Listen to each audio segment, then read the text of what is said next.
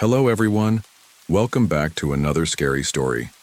Your place where we uncover the darkest mysteries in a calming and reflective way. For the next hour, I want you to put on your earphones, put your phone face down, and close your eyes. Relax, and let this story take you to a world full of chills and mystery. I know you use this video to fall asleep, so before that, like the video and subscribe to the channel. Also, leave a comment sharing where in the world you're listening from. Now get comfortable and relax.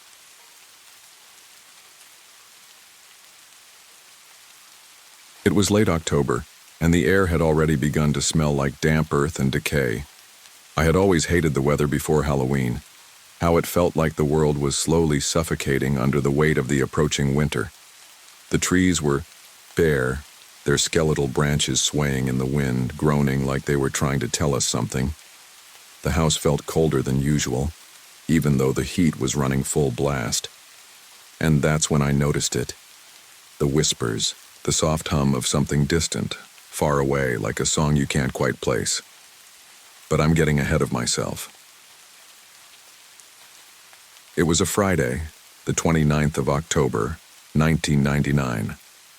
My older brother Jake had gone out that evening. He was 16, a little too cool for his little brother, or at least that's what he liked to think.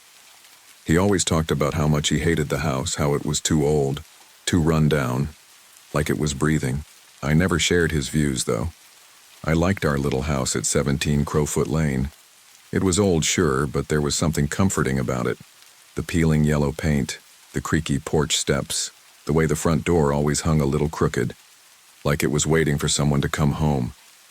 I was sitting on the couch, flipping through channels, my fingers lazily moving across the remote. Mom worked the night shift at the hospital, so it was just me, alone in the house. I didn't mind. It was almost as if I'd grown used to the eerie stillness that settled over Crowfoot Lane after dark. I had just settled on a Goosebumps marathon when I heard a sound coming from the porch. A thump, followed by a soft rattle, almost as if something had dropped and rolled. I was used to the house making noises, the way the wood groaned and creaked like it was protesting the weight of time, but this was different. This sound had a rhythm to it, it was deliberate. I stood up, moving towards the door. Something told me not to open it, but I couldn't ignore the curiosity. Maybe it was just the wind, maybe it was something else. I don't know. I opened the door, and there it was, a basket sitting on the top step. Now, if you were to ask me what it was that gave me a bad feeling, I wouldn't be able to tell you. Maybe it was the way the basket was just there, placed so carefully, so deliberately. Or maybe it was the fact that there had been no one on the porch when I opened the door, no sign of footsteps leading away, not even a shadow. The basket sat alone, untouched. The faint scent of caramel and apples wafted in the chilly night air. I reached out, a little apprehensive, and took it inside. The apples were perfectly polished, their skins shining in the dim light from the living room.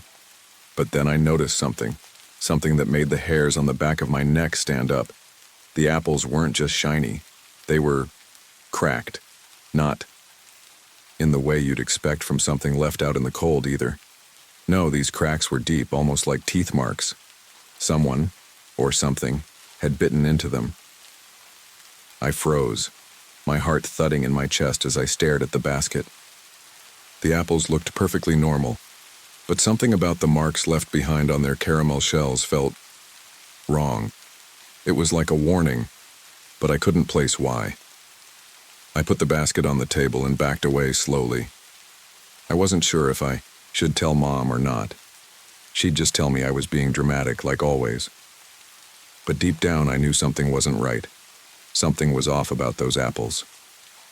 At that moment, I heard a noise coming from upstairs. The radio. It was the same sound I'd been hearing every night at exactly 6:15 p.m. without fail. But it wasn't just any radio station.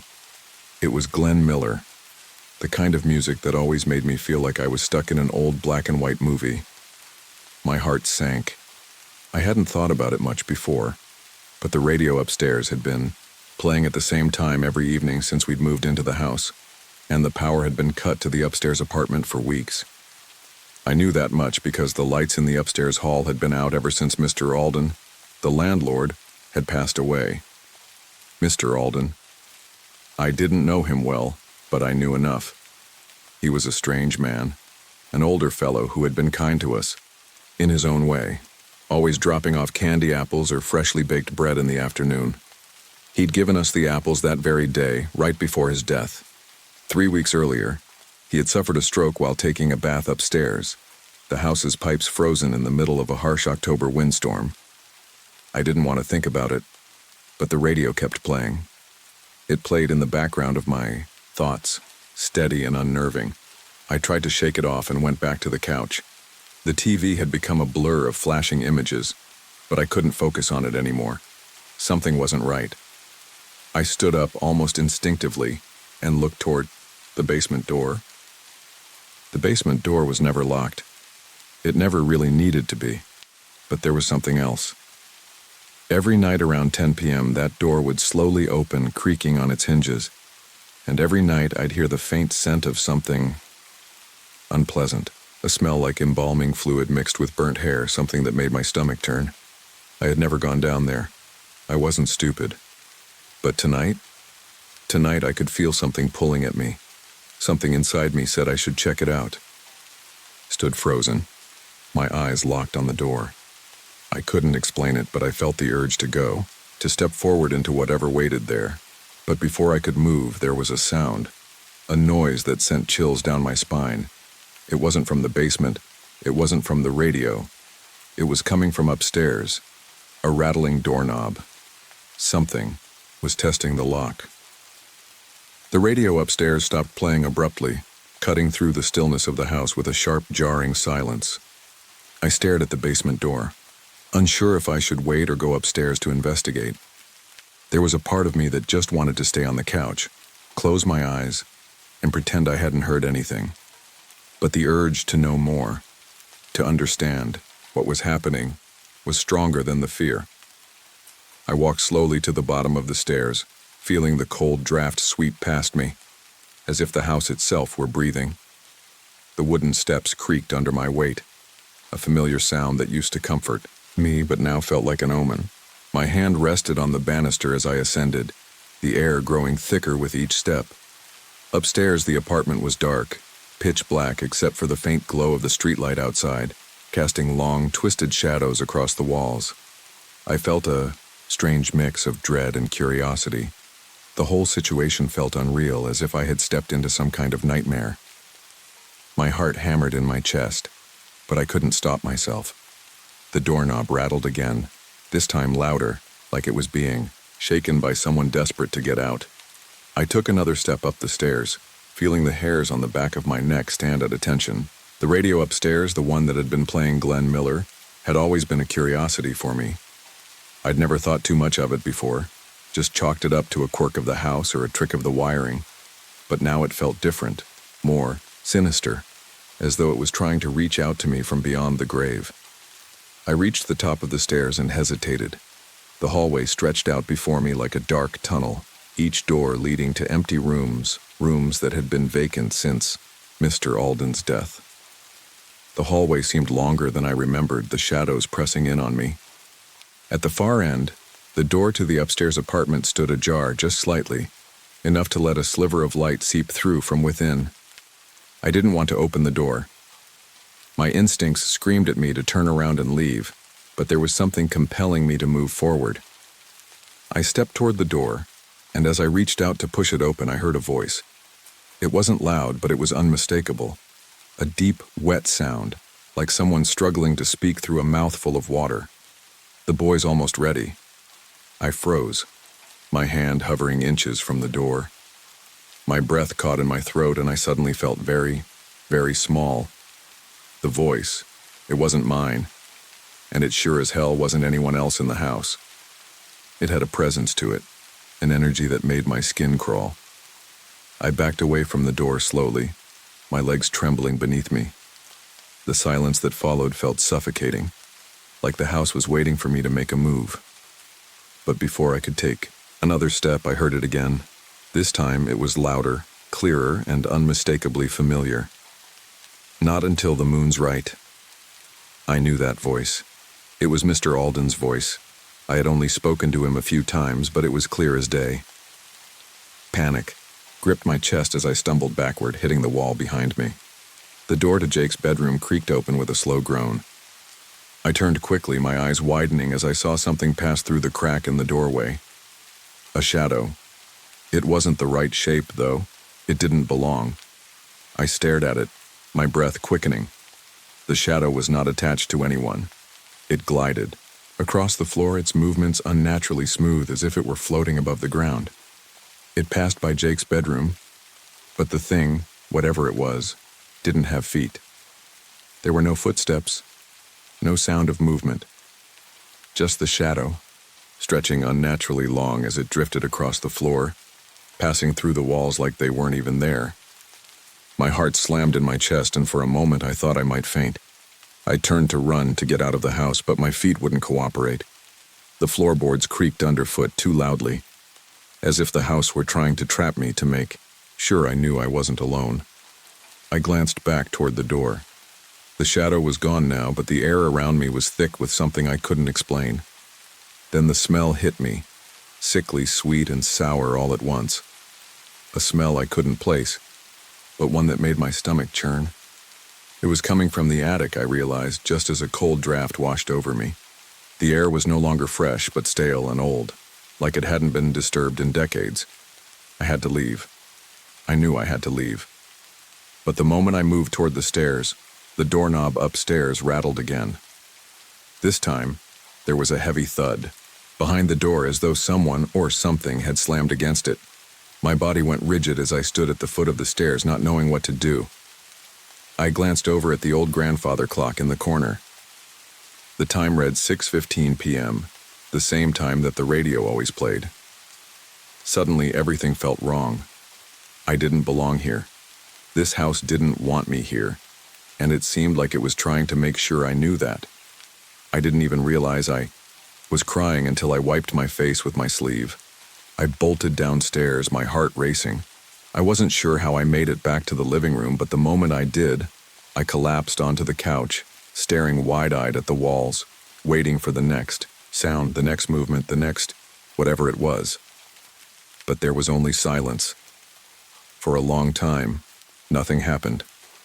And then, just as I was about to let my guard down, I heard it again, this time coming from the basement. A soft, deliberate creaking. The kind you hear when someone, or something, descends the stairs.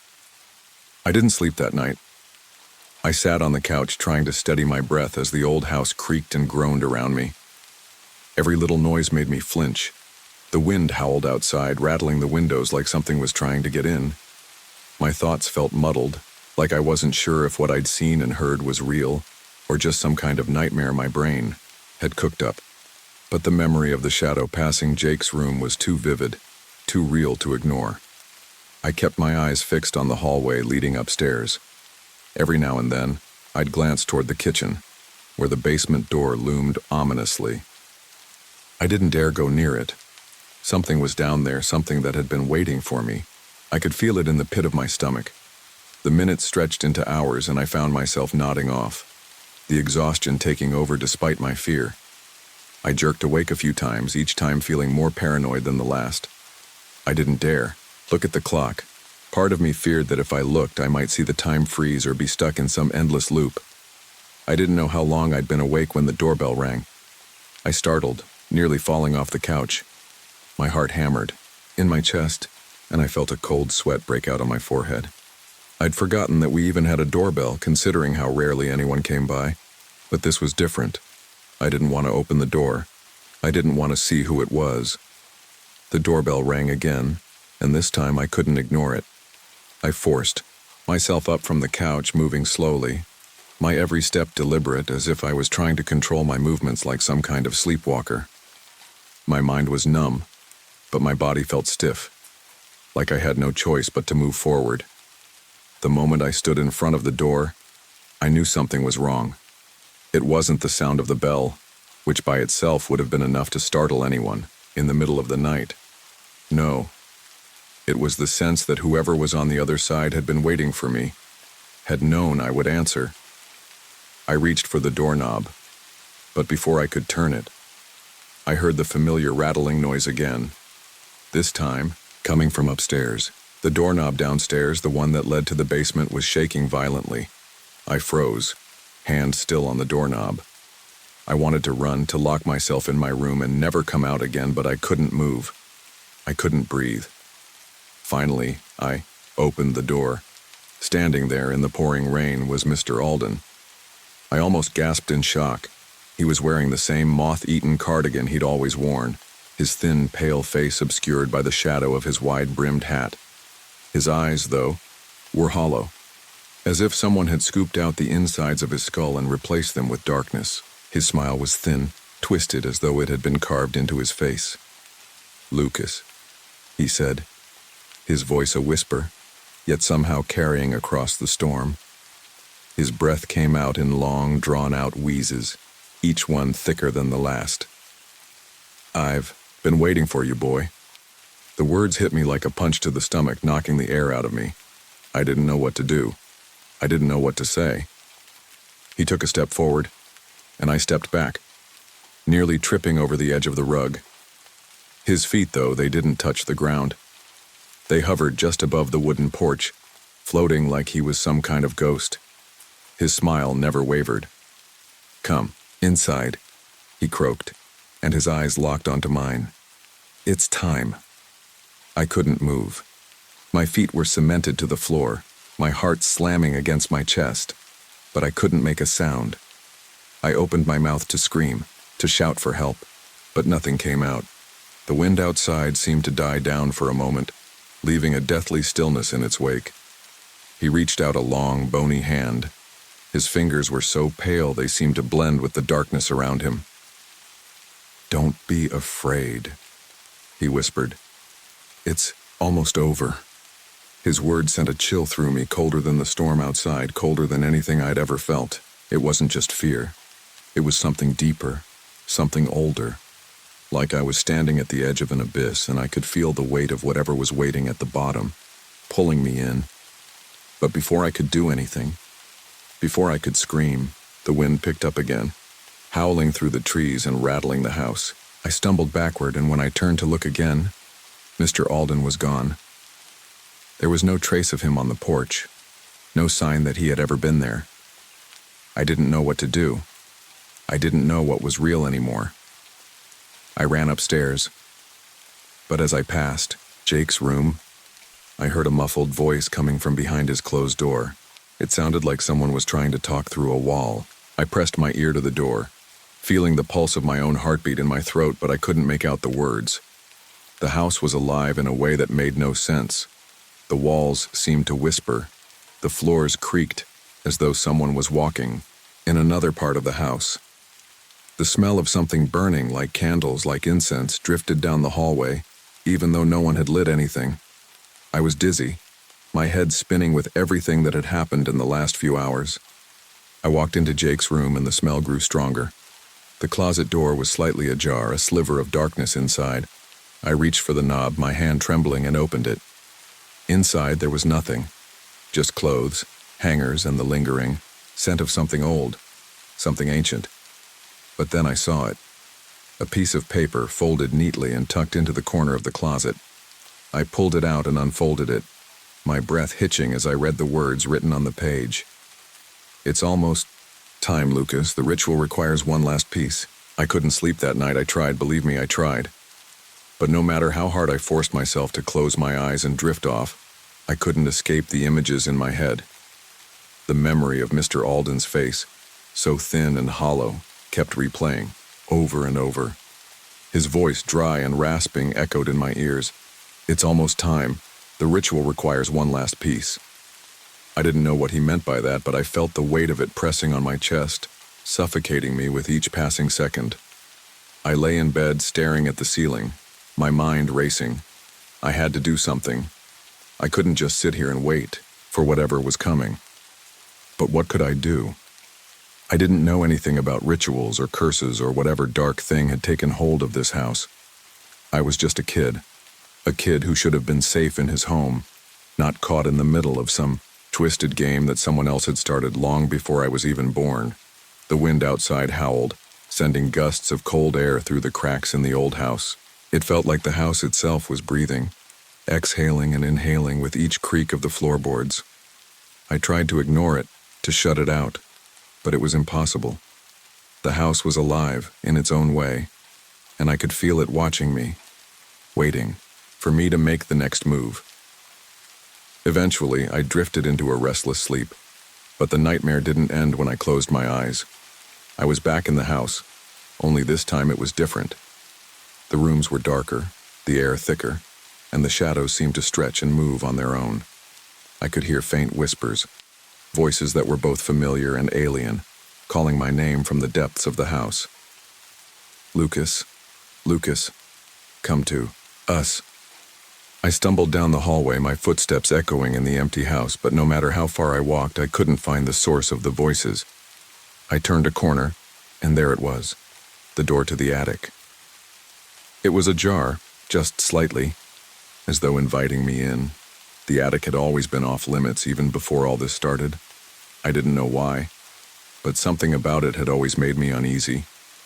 It felt like it was a place where things went to be forgotten, to be hidden away. But in the dream, I couldn't resist. I had to go in. I crept up the stairs, the wood creaking beneath my feet. The air smelled musty, thick with dust and decay. The moment I reached the top, I knew something was wrong. There was a figure standing in the corner, its back turned to me, shrouded in shadow. "Who's there?" I called, my voice shaking. The figure turned slowly, revealing Mr. Alden's face. But it wasn't right. His face was too pale, too thin, and his eyes, they were hollow black voids, like someone had scooped out his soul and replaced it with darkness. "You shouldn't have come," he rasped, his voice echoing around the attic like 1,000 whispers. "It's too late now." I froze. I couldn't move, couldn't speak. I was trapped in the dream, locked in place by the sheer terror that gripped me. And then, as if to confirm my worst fears, I saw what he was holding. A small, delicate knife, its blade reflecting the dim light from the single bulb overhead. The handle was wrapped in what looked like frayed twine, and there was something odd about the way it gleamed. Something wrong. Mr. Alden took a step toward me, his feet floating just above the floor. "You're the last piece," he whispered. "You're what's been missing all along." I wanted to scream, to run, to escape, but my body wouldn't respond. The air in the attic grew thick, like I was breathing through molasses. The shadows around Mr. Alden stretched, twisting and curling like dark tendrils, reaching for me, pulling me toward him. And just as the knife came down, the dream shattered. I woke up with a gasp, sitting straight up in bed. My heart was pounding. In my chest, my body drenched in cold sweat. I couldn't catch my breath. The room was dark, but I could still feel the weight of the dream hanging over me, like I had left part of myself up there in the attic. I didn't know how long I sat there staring into the darkness. It took me a few moments to realize that I wasn't alone. The shadows in the corner of my room were moving, and I could see something, or someone, standing there. I didn't dare look directly at it. I wasn't sure if I was still dreaming, or if the house was finally losing its grip on reality. But I could feel it, feel the presence of something watching me from the corner of the room. I felt its gaze like icy fingers trailing down my spine. I couldn't bring myself to move, to call out. I just sat there, too terrified to do anything. And then, like a whisper on the wind, the figure spoke. "You know what you have to do," it said, the voice eerily familiar. It was Mr. Alden, but it wasn't. It was as though the house itself had taken on his voice, his essence, and was now using it to speak directly to me. "Come to the attic," the voice urged, "and finish what was started." The room grew colder, the air heavier. I could see my breath now, a thin mist rising in the dim light. And just like that, the figure vanished. I was left alone, my body trembling, my mind reeling with questions I couldn't answer. The dream, the figure in my room, the words, it all felt too real, too tangible. It was as though I was being drawn deeper into something that had been brewing for decades, something ancient, something unstoppable. I knew I couldn't wait any longer. The attic was calling me, and I had no choice but to answer. The following morning, a strange, unsettling quiet descended upon 17 Crowfoot Lane. I wasn't sure what to believe anymore, whether I had truly seen something the night before or if I had somehow slipped further into the madness that seemed to be overtaking the house. My mom was still at work, and I was left to try and make sense of what had happened or what hadn't happened. But nothing felt normal. Nothing felt safe anymore. I couldn't shake the voice in my head. "Come to the attic," it whispered over and over, echoing in the silence that swallowed the house. It didn't matter that I had tried to ignore it.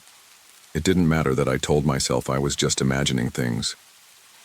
There was something calling me, something pulling me toward that cursed attic like a puppet on strings I couldn't see. I sat in the living room watching the clock tick, every minute stretching into what felt like hours.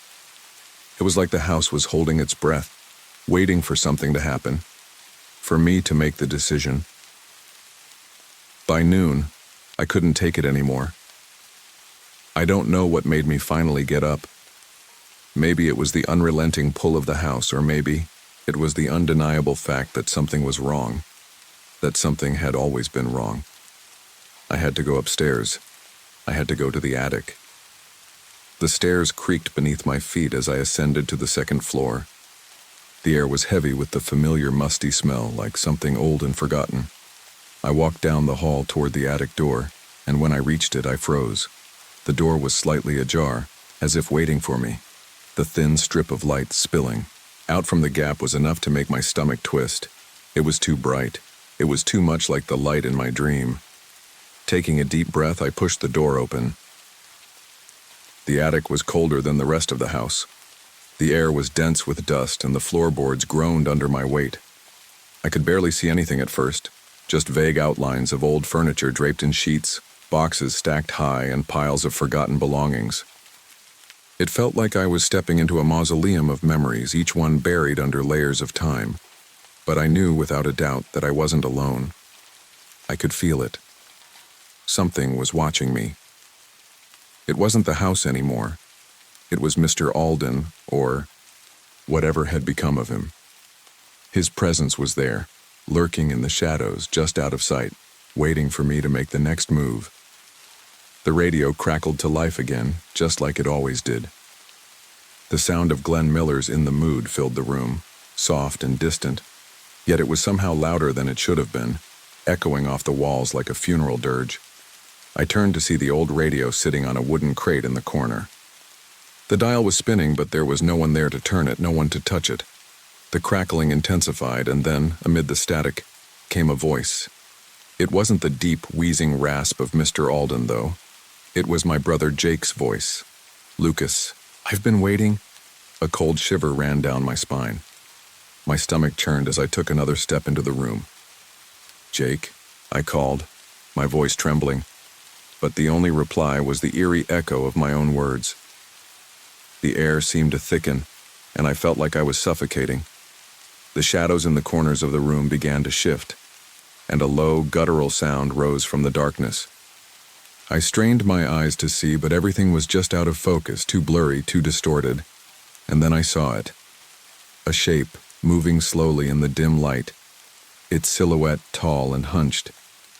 At first, I thought it was just my imagination, a trick of the light. But as it came closer, the reality hit me like a ton of bricks. It was Mr. Alden, or what was left of him. His skin was gray, stretched tight over bones that didn't belong to a living man. His eyes were black pits, devoid of any trace of humanity. His mouth was open, but the sound that came from it wasn't a voice. It was a growl, a low, vibrating noise that seemed to come from deep within the walls of the house. "You shouldn't have come," he rasped, his voice cracking. "The ritual is complete." Suddenly, the floor beneath me buckled. I stumbled, my heart racing as the room seemed to tilt and spin. I looked around in desperation, trying to find something to hold on to. But there was nothing. The walls, the floor. The very air itself was warping, shifting like a dream that was slipping away from my grasp. The shadows seemed to come alive, twisting and growing, reaching for me. My feet were stuck in place as if the house itself had grown roots and had begun to drag me under. And then, in the blink of an eye, I was back in the hallway. I couldn't breathe. My chest was tight, my heart pounding in my ears. The door to the attic slammed shut behind me, trapping whatever was up there inside. I turned and ran, not looking back, not stopping until I reached the front door. I fumbled with the doorknob, my hands slick with sweat, but the door wouldn't open. The house was holding me inside, keeping me from escaping, from leaving the nightmare behind. I heard the creak of floorboards above me, and then a voice. "It's too late, Lucas," the voice whispered, and this time it wasn't Mr. Alden. It was my brother Jake. I slammed my shoulder into the door, again and again, until the wood finally cracked and splintered, giving way to the outside world. I didn't stop running until I reached the end of the street, my legs burning with exhaustion. When I turned around, I saw the house looming behind me, dark and foreboding, like a predator waiting for the next victim. And then, as if it had always been there, I saw the attic window. A pale face was pressed against the glass, its eyes wide and empty. It was Jake. It wasn't long before we moved away from Blackthorn Hollow, but the nightmares didn't end. I never saw Jake again. I never found out what happened to him. The authorities had no answers, and the house stood there, silent and abandoned. But I know the truth now. Mr. Alden wasn't the only one who had been waiting in that house. The Blackthorn Coven had been there long before him, using the house as a vessel to harvest souls. Jake had been the final piece, the one they needed to complete the ritual, to bind the spirits to the house for eternity. The next family to move in, they'll find the candy apples on the porch, just like I did. And they'll find the upstairs radio playing Glenn Miller on a loop, never stopping. And when the time is right, the house will call to them. It will wait for the next tenant, the next soul to add to its collection. Because in the end, there's always someone new.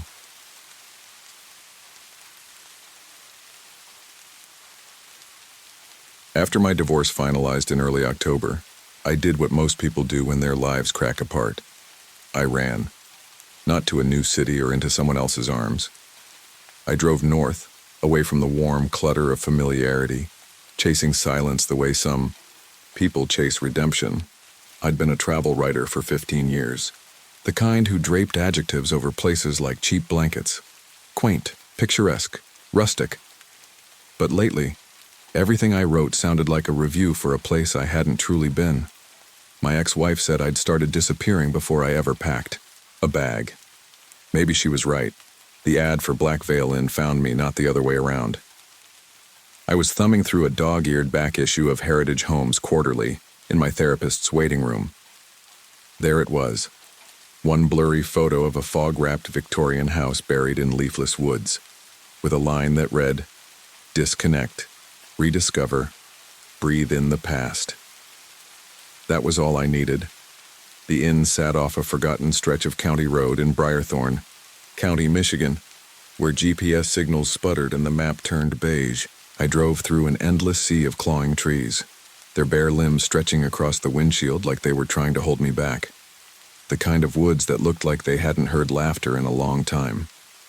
When I pulled up, the sky was already bruising into twilight. The inn looked worse than the photo. Sagging porch, peeling paint. Windows like black eyes sunk into a face too tired to blink. It wasn't just old. It was wounded. The front door groaned open before I touched. The handle, no bell jingle, no warm welcome, just silence and the smell of something sharp and stale. Camphor maybe, or old antiseptic. The lobby looked like a museum to rot. Faded wallpaper curling at the edges, threadbare rugs that hadn't been vacuumed since the Truman administration, and an antique check-in desk with a cracked bell that didn't ring when I tapped it. She appeared anyway. Eleanor Graves, the innkeeper. Her name sounded pulled from an obituary, and her face was like the house, gaunt, elegant, and unsettling. She wore a faded black dress and carried a ledger instead of a computer. Her eyes never blinked. "Mr. Carter," she said, like she'd been waiting for me. There was only one room available. Room 7. She handed me a brass key attached to a heavy leather tag. The key was ice cold. Not just metal in winter cold, but deep, bone-set cold. "Don't mind the smell," she said as I headed up the narrow stairs. "This place remembers a lot." I should have asked her what she meant, but I didn't. I was tired, raw, and truthfully, a part of me didn't care. I thought I needed peace. Solitude. A reset. What I got was something else entirely. I would learn that some places don't want to be forgotten, and some doors, once opened, never fully close. There's a difference between quiet and silence. Quiet is birdsong, distant traffic, a low hum of something alive. Silence is different. It's heavy, watchful. That was the first thing I noticed about room 7. It didn't sound like a room that had been recently cleaned or lived in. It sounded like it had been sealed up. The hallway leading to it was narrow, and the floorboards groaned in protest with every step I took, as if I was walking on a rib cage. The wallpaper outside the room was faded and torn near the corners, water-stained at the top where the ceiling sloped. The door to room 7 was the only one with a brass number plate. The rest of the doors down the hall were either unmarked or painted shut. The key stuck in the lock for a second before giving way with a reluctant click. The doorknob was unusually low, like the frame had settled unevenly over the years. Inside, the room was colder than the hallway, noticeably so. I glanced at the old radiator, which was quiet and cool to the touch. The window was shut, the glass fogged from the inside. I dropped my overnight bag on the armchair in the corner and exhaled hard, rubbing my hands together. The room itself looked like a time capsule from the 1950s. Patterned yellow wallpaper with tiny roses, a twin-sized bed, with a headboard that had once been white, now the color of old teeth. There was a rotary phone on the bedside table, red plastic faded to pink, the cord neatly looped and cut where it met the base. No TV, no outlets I could find right away. Just a heavy mirror above a chipped dresser and a musty armoire that didn't quite close. There was a smell in the room, sharp, earthy, and vaguely medicinal. I recognized camphor from my grandfather's old Vicks jar, but this was something else, something wetter, like soil after rain. I cracked the window and tried to brush it off.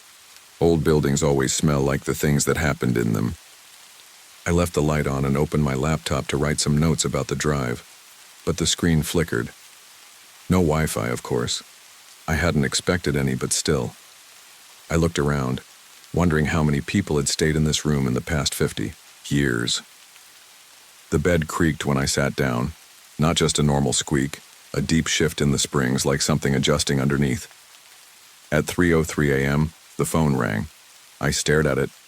The cord was still cut. There was no way it should have worked. But it rang. Not a loud hotel ring, more like a soft, wet rattle, as if the sound had been trying to crawl its way out of the plastic. I picked it up without thinking. Nothing at first. Then a low, rhythmic sound. Breathing. Wet. Like someone struggling with fluid in their lungs. It lasted a few seconds, then a small voice. "Daddy, you left the door open." I stood so fast I nearly dropped the phone. I turned in a full circle. There was no one else in the room. The closet door was closed. The bathroom door, too. The hallway behind mine had been empty when I came in. I checked the door. Locked. I didn't sleep the rest of the night. The window remained fogged from the inside. In the morning, there were small, muddy footprints on the carpet, too small to be mine. I didn't mention the footprints to Eleanor. It's not that I didn't want to. I just couldn't figure out how to start that conversation. "Hey, there's mud tracked across the carpet of my locked room. Know anything about that?" Even saying it in my head sounded insane. I told myself there was probably a leak somewhere, or maybe I'd tracked something in from the drive. I even bent down and sniffed the floor. Mud, definitely. But there was something else under it. A metallic tang I didn't like. I got dressed, shoved my laptop into my bag, and headed downstairs. I needed air, coffee, a reason to stay rational. The lobby was empty again when I descended the stairs. The whole place was too still, like the quiet you feel just before a storm breaks. There were no clocks ticking, no radios, no hum of appliances. Just the low creak of old wood breathing with every step. I walked to the front desk and rang the bell. Still nothing. It was purely decorative, I realized. Before I could knock or call out, Eleanor appeared from behind the hallway like she'd been waiting there, or listening. "Did you sleep well?" she asked. Her voice was low, polite, and oddly formal, like she was reciting lines. She wore the same black dress as the night before. I couldn't tell if she owned more than one or just didn't care. Her silver hair was neatly pinned, not a strand out of place, I guess, I said. "This place has character." She smiled, but it didn't reach her eyes. "It remembers a great deal." That again. That phrase. I was beginning to hate it. I tried to keep things light. "Do you get many guests?" "Not in November," she said, hands folding in front of her. "Only the ones who need to be here." It wasn't a direct answer. I let it hang and asked for coffee. "There's a pot in the sunroom," she said, nodding toward a hallway I hadn't noticed before. "Help yourself." The sunroom was less sun and more grime. The windows were streaked with old, rain and dead bugs. The coffee pot sat on a warped buffet table, plugged into an extension cord snaking beneath a dusty rug.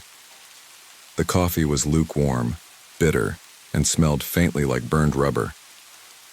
That's when I noticed the boots. 3 small pairs lined up by the stone fireplace, not decoration, real.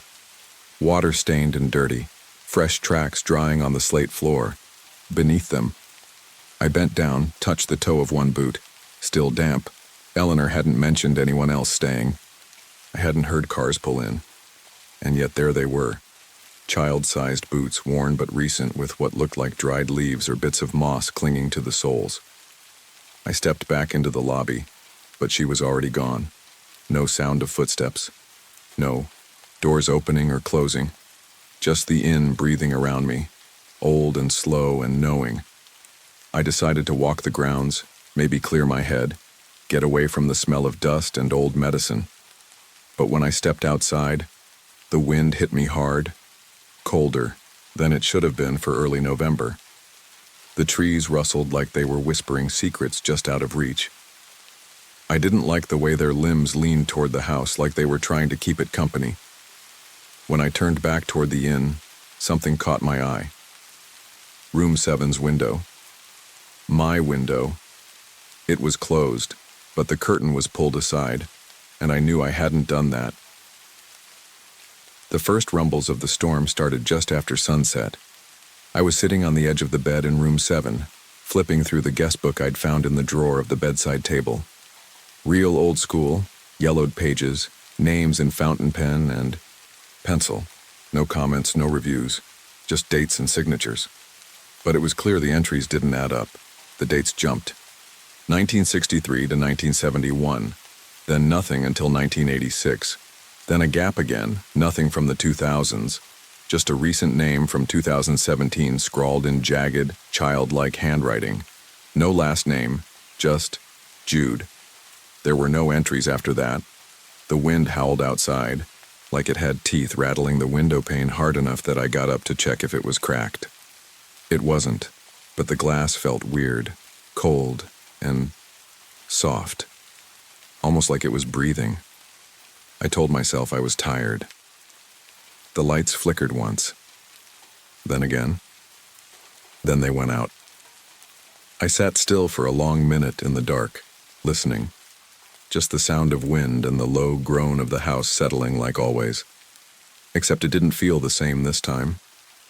The dark in that room didn't feel passive. It felt like something had entered with it, something that had been waiting for the lights to go. I grabbed my flashlight from my duffel bag and flicked it on. Weak beam, but enough to keep the corners of the room from feeling too close. The hallway outside was completely dark. I opened the door slowly, half expecting to see Eleanor standing there with a candle and some excuse ready. But there was no one. I stepped into the hallway. Something was wrong. The walls looked farther apart than before. The hallway itself felt longer. I turned to glance back at my door. room 7, and froze. The other doors, the ones that had been shut tight, with peeling. Paint and old brass knobs, they were gone. I mean that literally. The walls were bare, no hinges, no signs they'd ever been there, just blank cracked wallpaper where the other rooms should have been. That's when I heard it. A soft, steady sound.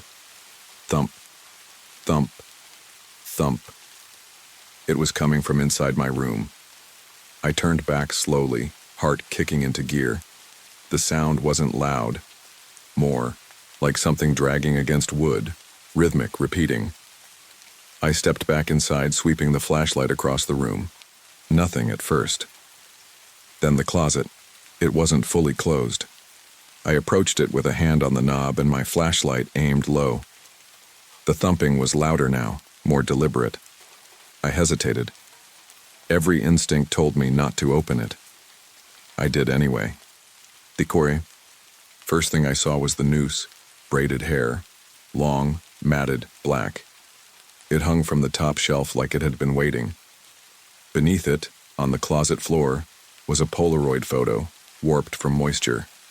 A family of 4, faces scratched out with something sharp, deep enough that the paper had torn. Only one figure was untouched. A girl, maybe 5 or 6 years old, standing in the middle. She was smiling. Behind her, barely visible in the photo, was this very room, the wallpaper, the mirror. I looked up. In the mirror across the room, a message had formed in the fog. Stay for breakfast. I turned around, but the mirror was dry. That's when I heard the knock, not at the door, from inside the wall. I didn't sleep that night.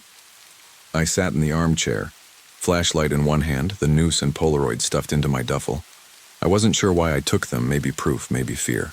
The wind howled outside like something alive, and the walls kept making that soft, dragging sound, like a fingertip trailing behind plaster. Every few hours I heard soft footsteps outside the door, then scratching, then breathing. Nothing tried. The knob. But something wanted me to know it was out there. At 5:41 a.m., the power flickered back on. The lamp next to the bed buzzed weakly. The mirror was fogged again. I didn't dare wipe it. I didn't want to see if the words were still there. I stuffed everything I had back into my bag, zipped it up tight, and left room 7 without looking back. The hallway was still wrong. The wallpaper bubbled in places like something underneath was breathing. The doors hadn't returned. Just room 7, alone. Like it had always been. The lobby was empty. The fireplace was cold, and the boots were gone. No sign of Eleanor. I rang the bell at the desk. Nothing. I called her name once. Then again. Silence. So I left the key on the counter and walked out the front door without checking out. My car sat where I left it, tires slightly sunken into the soft earth from the storm. The trees leaned inward like sentries. Still no other vehicles. No staff cars. No guests. I turned the ignition. The engine coughed, then caught. The radio hissed. To life. Just static. Not even a station ID. I turned it off and pulled away, the gravel crackling under my tires. The wind followed me down the narrow driveway, tree limbs bowing overhead like I was driving through a mouth that hadn't closed. In time, I looked in the rearview mirror. Eleanor was on the porch, watching. Her arms were crossed and her face unreadable. Then slowly she raised one hand and waved. Her smile was thin and tight, like she was tolerating a headache. But it wasn't her that made my stomach twist. It was the attic window above her. The curtain fluttered aside. A small hand waved back. I didn't stop. It took 40 minutes to reach a gas station with a payphone. I called my editor, gave him some excuse about food poisoning, told him the piece was a wash. I didn't go back for the laptop, or the notes, or the rest of my clothes. When I finally got home 2 days later, I found something in my mailbox. Postcard, no return address, no stamp. Just, hope you enjoyed your stay. You forgot your receipt. Written in what looked like crayon. I moved 2 months later, but I hear the radiator in the new apartment click and hiss at night. I know how buildings sound, pipes settling, air shifting, but this sound is deliberate. Sometimes around 3:03 a.m., I wake up to silence. Not peace, the kind that presses down on your chest like someone's watching from the hallway. I never answer the phone anymore. It still rings. People think the worst part of the graveyard shift is the hours. But that's not it. It's the stillness. The quiet that gets under your skin, like your body knows something's wrong, even if your brain hasn't caught up yet. That's what hit me my first night at Holloway Warehouse 7. Not the cold, not the dark, just the feeling, like the air itself was listening. I took the job because I needed the money. My knee's been shot since Fallujah, and after the last gig laying cable dried up, I found myself down to $50 and a tank of gas. Dale Rutger was the foreman, an old-timer with nicotine fingers and a gaze like gravel. He didn't smile when I showed up, just sized me up and asked, "You scare easy?" I said no. I should have lied. Holloway sits out on the edge of Black Marsh County, past the refinery and over the old rail yard. It's a collection of long, corrugated metal buildings, 7 in total, though 7's the only one that still runs at night. The others got mothballed years back. No one told me why. Dale handed me the clipboard and pointed me to a fold-out chair and a space heater in the office next to the loading dock. "Keep the cameras rolling. Do a walk every hour. If the lights flicker in Section C, don't worry about it. Power lines are old." He paused. "Oh, and don't go to the sub-level after midnight." I waited for the joke. There wasn't one. The first few hours passed quiet. I walked the aisles, took inventory notes, sat in the little glass box of an office with my thermos of bad gas station coffee and tried not to think about my divorce or my ex's last voicemail. The heater buzzed like a beehive. Outside, the wind whipped through the loading bay gaps and made the whole place whistle. Around 2:40 a.m., I got up for another lap. The place is massive, 3 football fields long, with rows of pallets stacked 20 feet high. Shadows crawl differently under the fluorescence, especially when the ballasts start to hum. I made it halfway through Section C when the lights overhead died. Click, click, click, in perfect rhythm, one after the other, like someone was walking beneath them. I froze. The only sound was my own breathing, and my boots on the concrete echoed back a little slower than they should have. 1, 2, 3, then a soft shuffle like someone dragging their heel. I turned. No one there. I moved faster after that. Finished the walk, went back to the office, tried to shake it off. Must have been a voltage drop. Happens all the time in old buildings. I made a note to tell Dale, but when I reached for my clipboard, it wasn't where I'd left it. I found it 20 minutes later, resting on top of a sealed pallet back in Section D. Pages damp.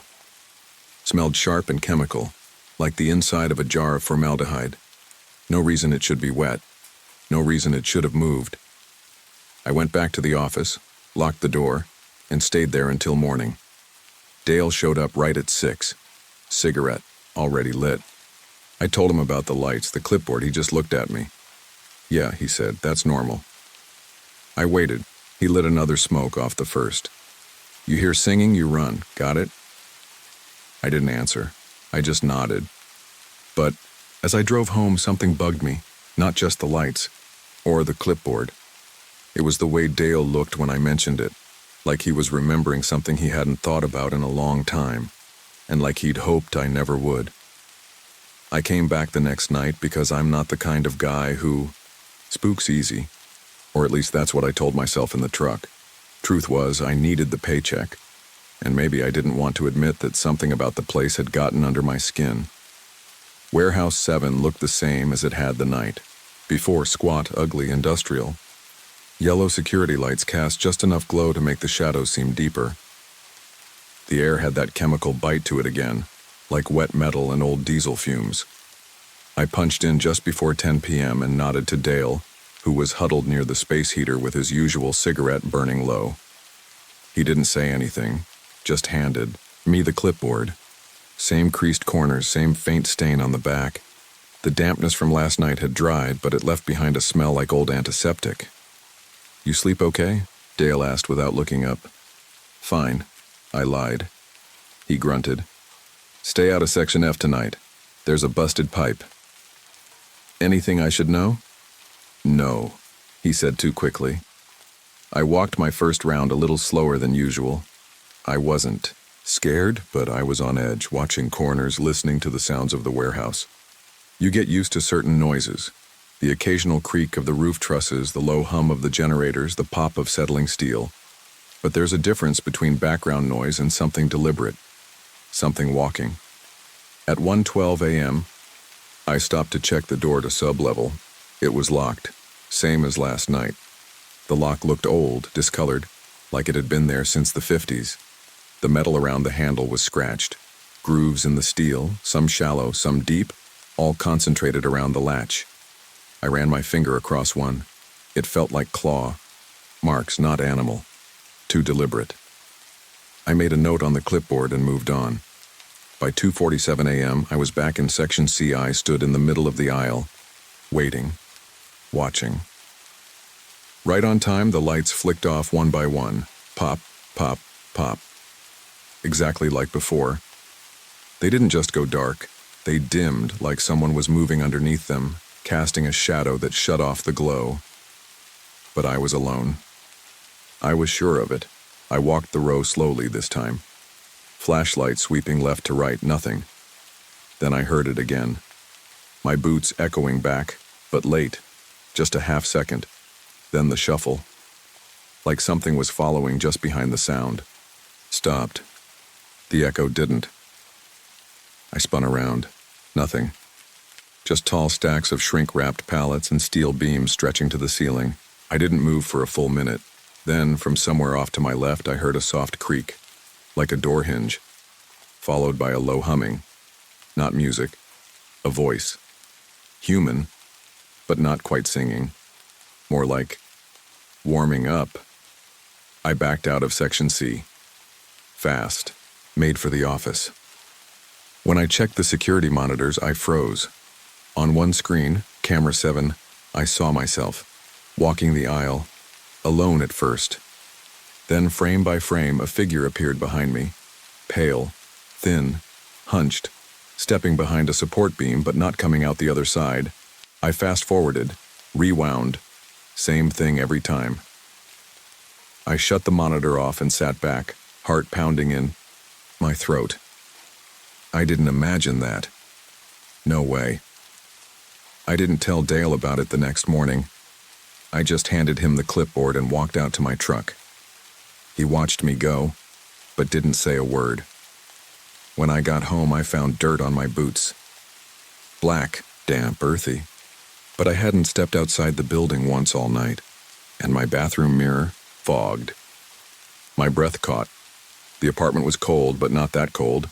I wiped the glass, and for a split second, just a flash, I thought I saw rows of pallets and a figure watching me from the aisle behind. Then it was gone.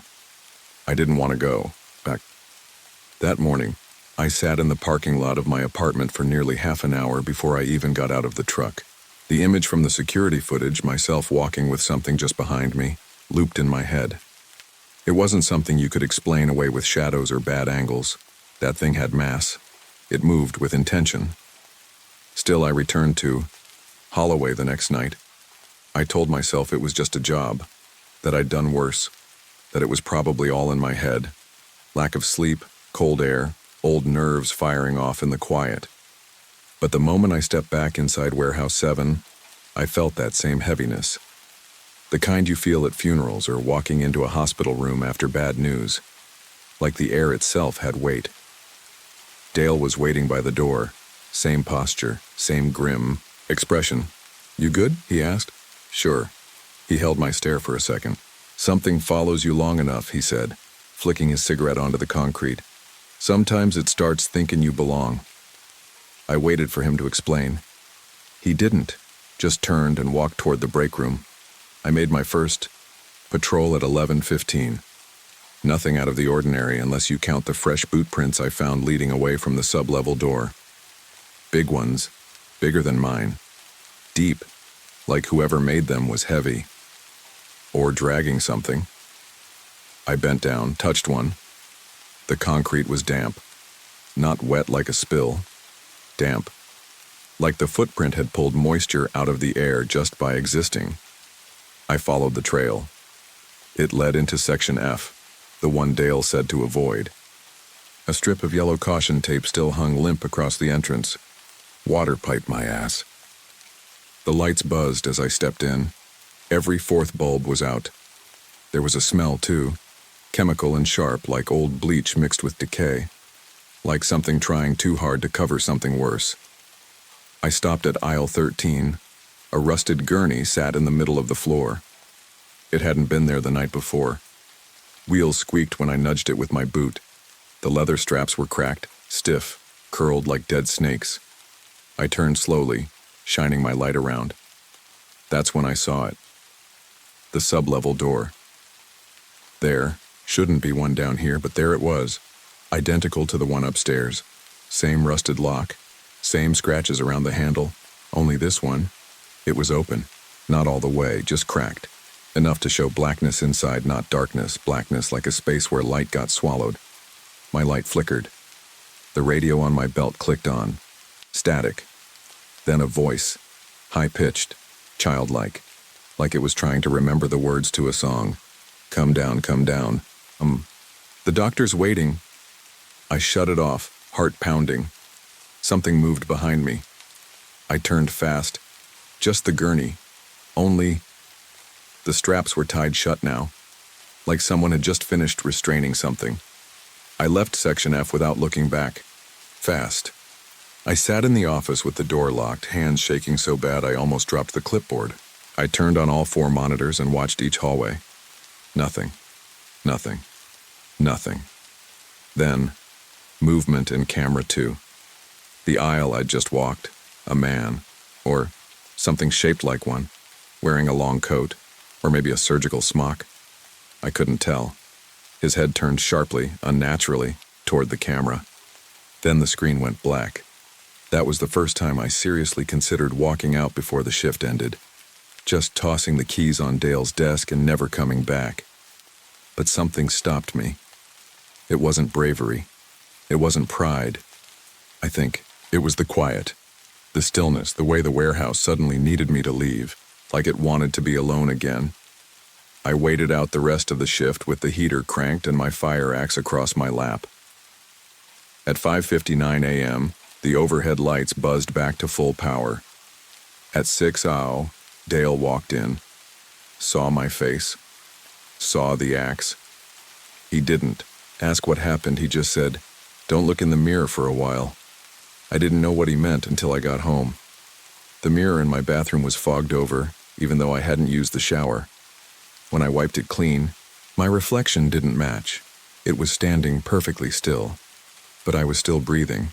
I had a feeling it would happen again. I don't know how to describe it, but I started to get this itch at the back of my mind. A sense that something was wrong, and not just with the warehouse, but with me. I wasn't sleeping. I couldn't. My body was tired, but my mind, it was wired. Every creak, every whistle of wind through the broken ventilation ducts, everything felt amplified. I tried to ignore it. I really did. I figured it was just the stress of the job, my mind processing all the weirdness in a way that kept me awake. But the moment I walked into Warehouse 7 that night, I knew things had crossed a line. The usual chill hit me when I opened the door. But tonight it was different. Thicker, somehow. The air pressed down on me, almost like it had substance. I went to the break room first, hoping the hot coffee would clear my head, but the fluorescent lights flickered as soon as I sat down. Dale was already there, as usual, slouched in his chair. But tonight he wasn't smoking. He was staring out the window, a strange, distant look on his face. I caught his eye, but he didn't say anything, just nodded. "You good?" I asked him. Dale took a long drag off his cigarette, exhaled, and then gave a half shrug. "You'll know soon enough," he muttered, the words trailing off as though he was speaking to himself. "No." "What?" He didn't answer. He didn't need to. We both knew I wasn't going to get a straight answer. The first couple of hours went by without anything out of the ordinary. I checked the cameras, made my rounds. The same strange cold settled around the sublevel door, as it had the night before. But tonight there was something else, something new. A noise. Soft, almost imperceptible at first. A faint scraping sound, like nails dragging across metal. I checked the security feed and nothing was out of place. No shadows, no figures, just empty aisles. I brushed it off as the wind or maybe the pipes acting up. But then the radio crackled to life. It wasn't just static. It was a voice. Not the childlike voice I'd heard before, but something else. "Come down to us, it's not too late." I froze. My heart went into my throat. I couldn't tell if the voice was coming from the radio or from inside my head. I grabbed the radio, turned the volume down, and slammed it back into its holder, but the words kept echoing in my skull. I tried to move on. I really did.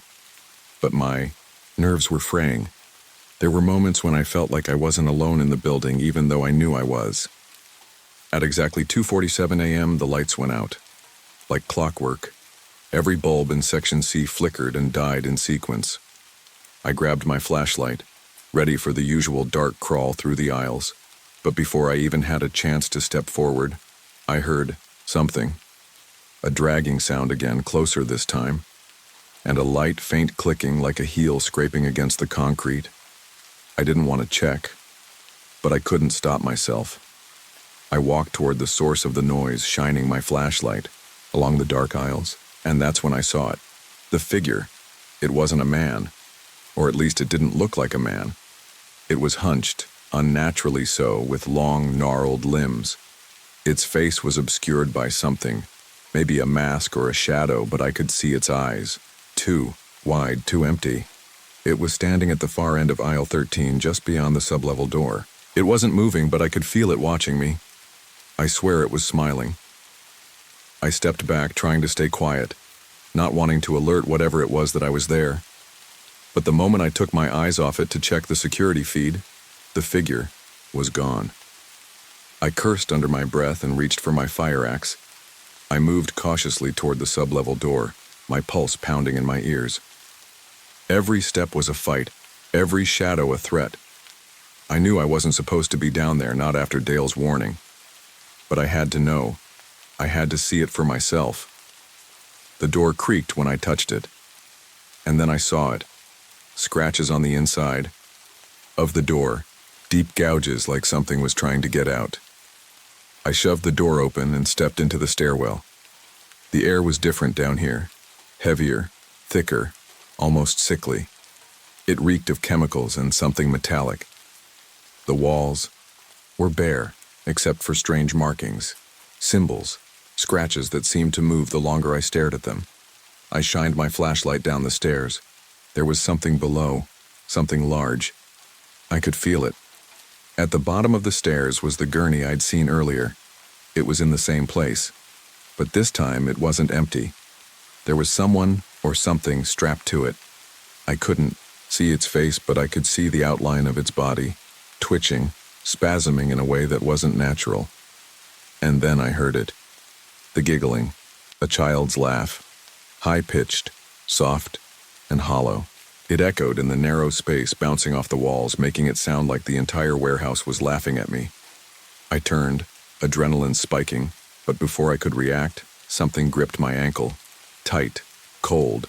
Its fingers dug into my skin, pulling me toward the stairs. I yanked my leg free and stumbled backward, nearly falling down the stairs. The doctor's waiting. The voice again. But this time it wasn't from the radio, it was behind me. I turned, my flashlight catching the silhouette of something standing at the bottom of the stairs, arms raised, something tall, thin, long. I didn't wait to see what it was. I ran. Full speed, up the stairs, out of the sublevel. When I reached the main floor, I slammed the door shut and locked it. My breath came in ragged gasps as I leaned against the door, trying to make sense of what just happened. But I didn't need to make sense of it. I already knew. There was something down there, and it was waiting for me. I didn't know how to leave. I didn't know if I even could. I didn't sleep. Couldn't. I wasn't even sure I could leave if I wanted to.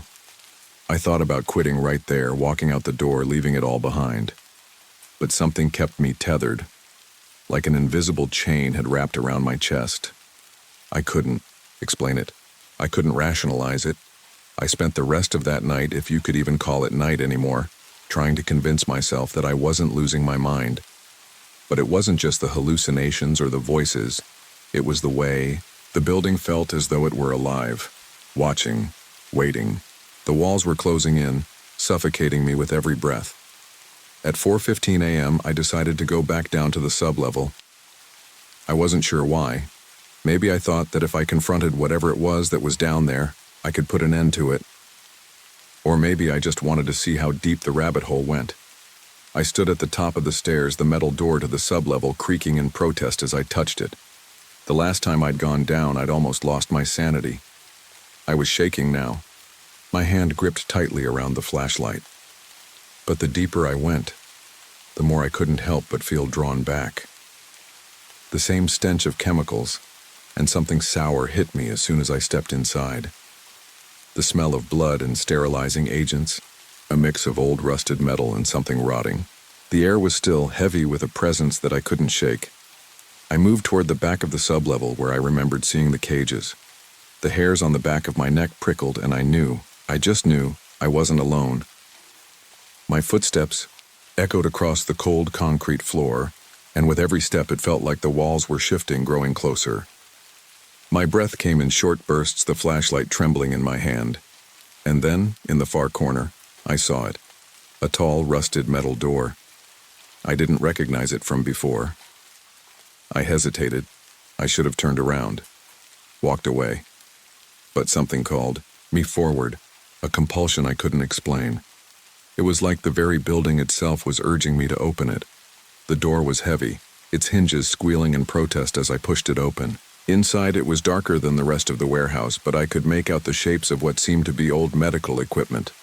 Gurneys, machines, and something in the far corner. A glass tank, hazy with dust.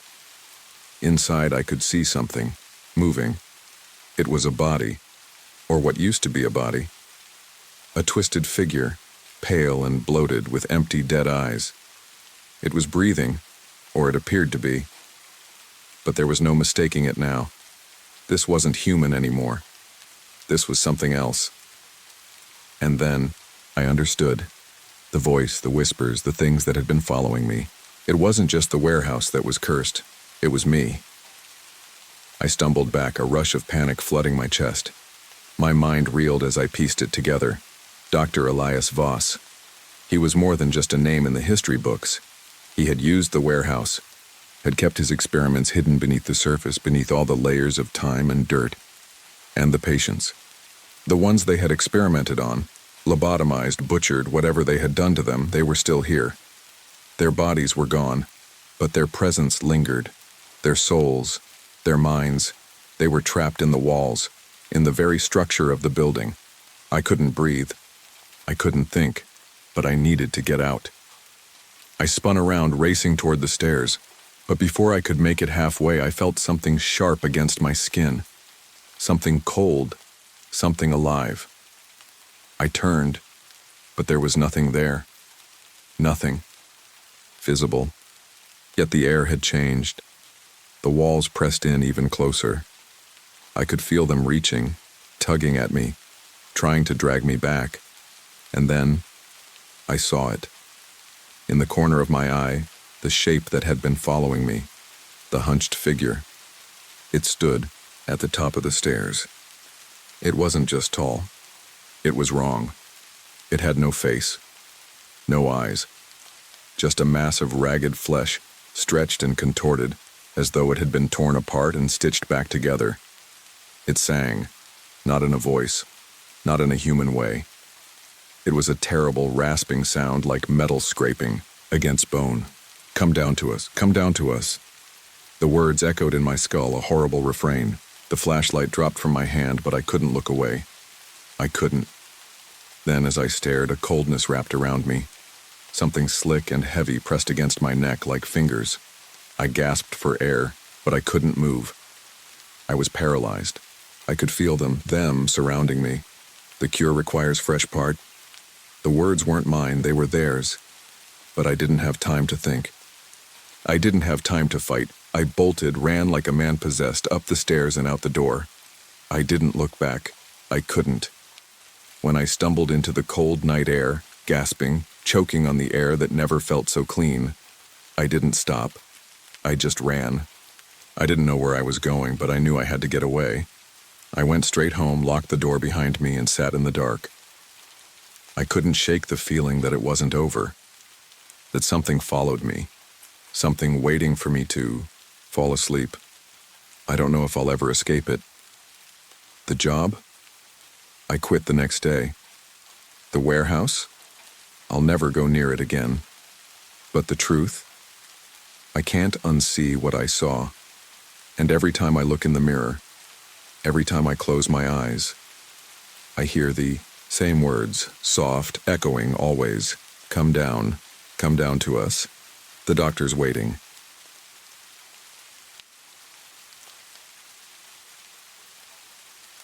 I never thought the simple request from my grandmother would lead to this.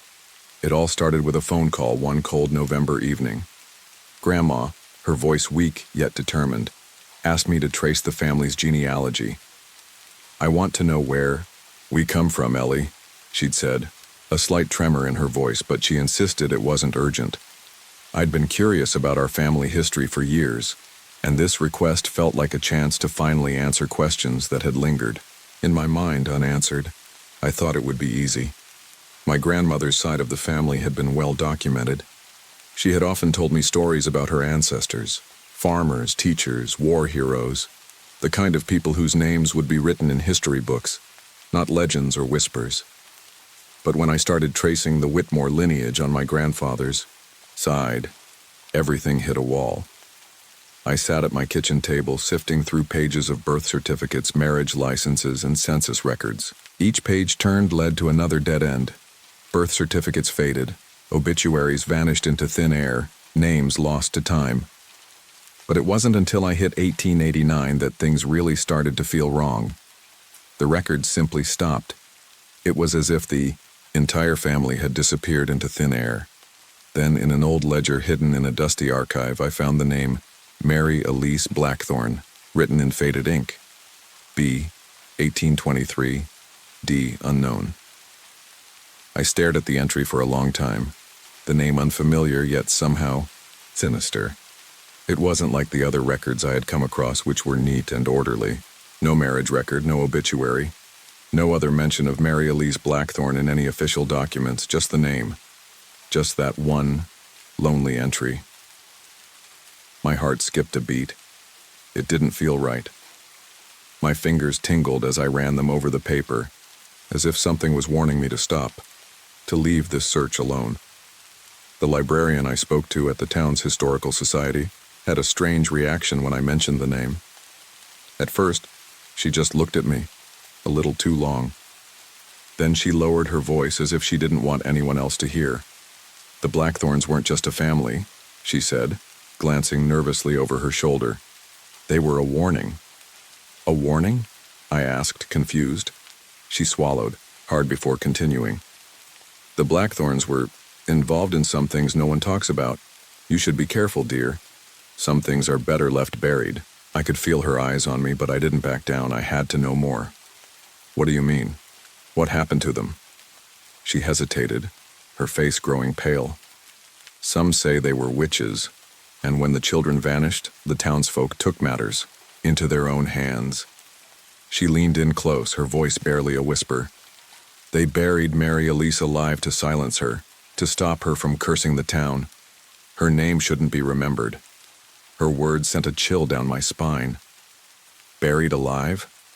That was a legend, a twisted old story people told around campfires, not something that could be true. The more I thought about it, the more I realized the enormity of what I was getting into. I had to know more. That night, I couldn't sleep. I kept imagining Mary Elise Blackthorne, her face gaunt, her body cold and stiff in a coffin somewhere, buried deep beneath the earth. Her children? Gone. What had happened to them? And why had the town taken such drastic measures? I turned to the records again, determined to find more. Maybe I was just looking for answers that didn't exist, or maybe something darker was calling me, urging me to follow the trail, to uncover what had been hidden for so long. But the more I searched, the more the mystery grew. I found her death certificate, or at least what was left of it. It was unsigned, undated, and the cause of death? Blank. There was a single word scrawled in the margins. Unmarked. An unmarked grave. That's where she had been laid to rest. And the cemetery? St. Ignatius. The hairs on the back of my neck stood up. I tried to ignore the sense of dread that settled into my bones, but it was no use. I had to go. I had to see for myself. I had to find her grave. The answer felt so close. Just a few miles away at St. Ignatius Cemetery, I told myself it would be quick. I'd visit the grave, take a few photos, and be done. It would be a harmless trip to satisfy my curiosity. But deep down, I knew that the more I uncovered, the more I would unravel a darkness that wasn't meant to be unearthed. And so, as the fall days grew colder and Halloween approached, I found myself standing at the gates of St. Ignatius Cemetery, a place I had driven by countless times, yet never once thought to stop. The gates creaked open with a groan, as if the cemetery itself was inviting me in, beckoning me to come closer. The overgrown trees loomed overhead, their branches twisted like skeletal hands reaching out toward me. I felt it then, a sense of something ancient, something old and forgotten watching me from the shadows. The air felt thick, heavy, as if the weight of centuries pressed down on me. I didn't know it then, but that was the moment I stepped across, the threshold of something I would never be able to escape. October 31st, 2023. All Hallows Eve. The sun had long dipped below the horizon, and the wind picked up, carrying with it the scent of wet leaves and damp earth. It was a night thick with the kind of chill that crawls under your skin, settling deep in your bones and making the air feel heavier than usual. The kind of night that makes every shadow seem just a little too deep, every creak of the house a little too loud. I stood at the gates of St. Ignatius Cemetery, the iron rusted and bent in places, the chain-link fence surrounding it more to keep people out than to keep anything in. It had always seemed like a place that had been abandoned by time itself, a forgotten stretch of land that no one dared to tread. There was something off about it, something that made me hesitate, but I couldn't bring myself to turn away. Not after everything I'd already uncovered. I had found the place. Now I just had to face it. The gates groaned as I pushed them open, the hinges screeching in protest, almost as if the cemetery was reluctant to let me in. The path leading into the graveyard was overgrown with weeds and thick bramble, forcing me to pick my way carefully as I walked deeper into the cemetery. The ground beneath my feet was soft, too soft, like it hadn't quite settled in the years since the last burial. There was a strange scent in the air, one I couldn't quite place. Sweet, almost cloying like incense mixed with something metallic. I pulled my coat tighter around me and tried to ignore the hairs that were standing on the back of my neck. The darkness here felt thick, oppressive, as if the very air was heavy with the weight of the past. The trees surrounding the graveyard were skeletal now, their branches twisting into unnatural shapes, casting long, crooked shadows that danced. In the flickering light of my flashlight, the world seemed still, too still, as though even the wind had decided to hold its breath. I walked through the cemetery, trying to remember the directions I had found in the ledger. Mary Elise Blackthorne's grave should have been unmarked, but the ledger had listed a general area, somewhere near the old oak, just past the decaying headstones of the long-forgotten townsfolk. When I reached the old oak, I paused. The tree loomed over the graveyard, its gnarled branches reaching out like twisted fingers. It had an ancient, almost sentient quality, as if it had been here long before anyone could remember. A crow cawed from somewhere high in the branches, the sound echoing in the still air. But it wasn't like any crow call I had heard before. It was different, deeper, more hollow, as if the bird itself was warning me. I shook off the feeling and continued walking. And then, there it was, the spot where Mary Elise Blackthorne was supposed to be buried. It didn't seem like much, just a patch of overgrown earth, disturbed only by the occasional stone. I glanced around, making sure no one was watching. I had no idea what I was expecting to find, but something told me this wasn't going to be an ordinary grave. I knelt beside the earth, my breath quickening with anticipation, and dug into the soft soil with the small shovel I'd brought. The damp earth slid easily away at first, but as I dug deeper, the dirt grew harder, almost as if it was resisting me. My hands were cold, covered in sweat despite the chill of the night, and my muscles burned as I worked. Finally, after what felt like hours, I felt the resistance give way. My shovel hit something solid. I froze, staring down at the dirt, my heartbeat loud in my ears. The wood was blackened. The edges of the coffin were scorched, as if it had been burned, or worse, left to rot in the earth far too long. My hands shook as I brushed away the remaining soil, revealing a small old wooden casket.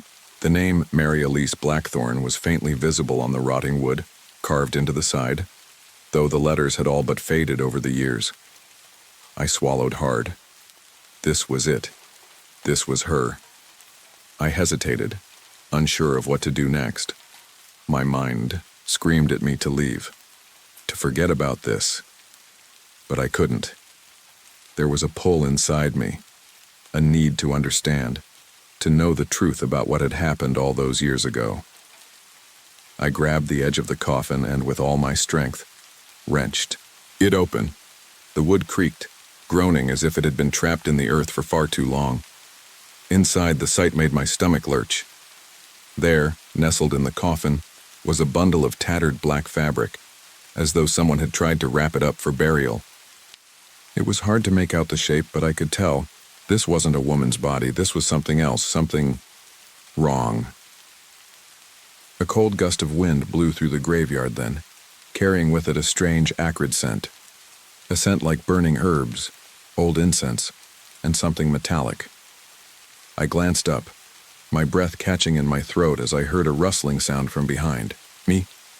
I turned quickly but saw nothing, just the dense shadows of the cemetery closing in on me. And then, from behind the grave, a figure appeared. At first I thought it was just a trick of the moonlight, but as the figure stepped closer, I realized, it wasn't. A woman stood at the edge of the grave, her face gaunt and hollow. Her eyes were sunken, dark circles surrounding them, and her hair was long and tangled like weeds in the graveyard. She wore a tattered black dress, the fabric hanging from her frame in tatters. Her fingers were thin, almost skeletal, and they reached toward me. As she stepped forward, the ground seemed to shift beneath her as though she were floating just above the earth. I opened my mouth to scream, but nothing came out. The woman's voice, hollow and raspy, whispered in the wind. "You shouldn't have come. They'll know you now."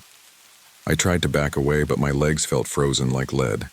The coldness in the air intensified, and I could feel the darkness around me, the weight of something old, something evil, pressing in on me. Her fingers brushed my wrist, ice cold as they passed through my skin. I couldn't move, couldn't breathe, couldn't do anything but stare at the woman who had once been Mary Elise Blackthorne. Then she smiled, a thin, cruel smile. "You found me.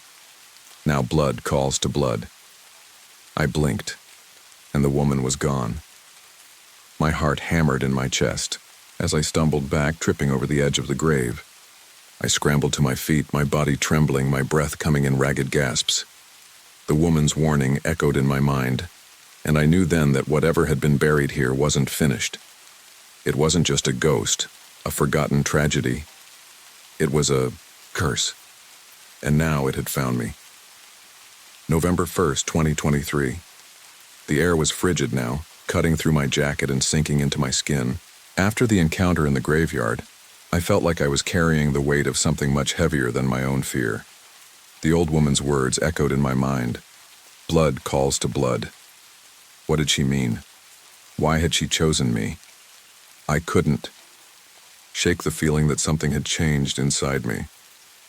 As I drove back from St. Ignatius, the world outside my car seemed different, hazy, distorted, as though the reality I knew had been slightly twisted, bent out of shape.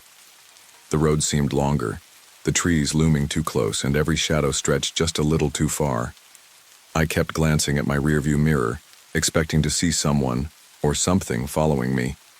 But the roads were empty, the night unnaturally still. I barely noticed the cold grip of panic creeping over me until I parked in front of my apartment. My fingers trembled as I turned off the engine and sat there for a moment, the echo of that strange encounter still weighing on my chest. I was too unsettled to sleep, too rattled to even move. I needed answers. I needed to understand what was happening to me, and why. When I finally stepped out of my car and walked to the door of my apartment, the heaviness of the night followed me, sinking deeper with every step. Inside, I grabbed the research materials I'd been working on, scattered across the kitchen table. The genealogy binder, the ledger, the records. I spread them out, my eyes darting from one paper to the next. I had to make sense of it all. I had to find something, anything, that would help me understand what I had discovered. The more I read, the more the truth began to twist in my stomach like a vice. Mary Elise Blackthorne wasn't just buried in an unmarked grave because of some personal vendetta. No, there was more to it than that. The more I looked at the faded letters, the deeper the darkness sank.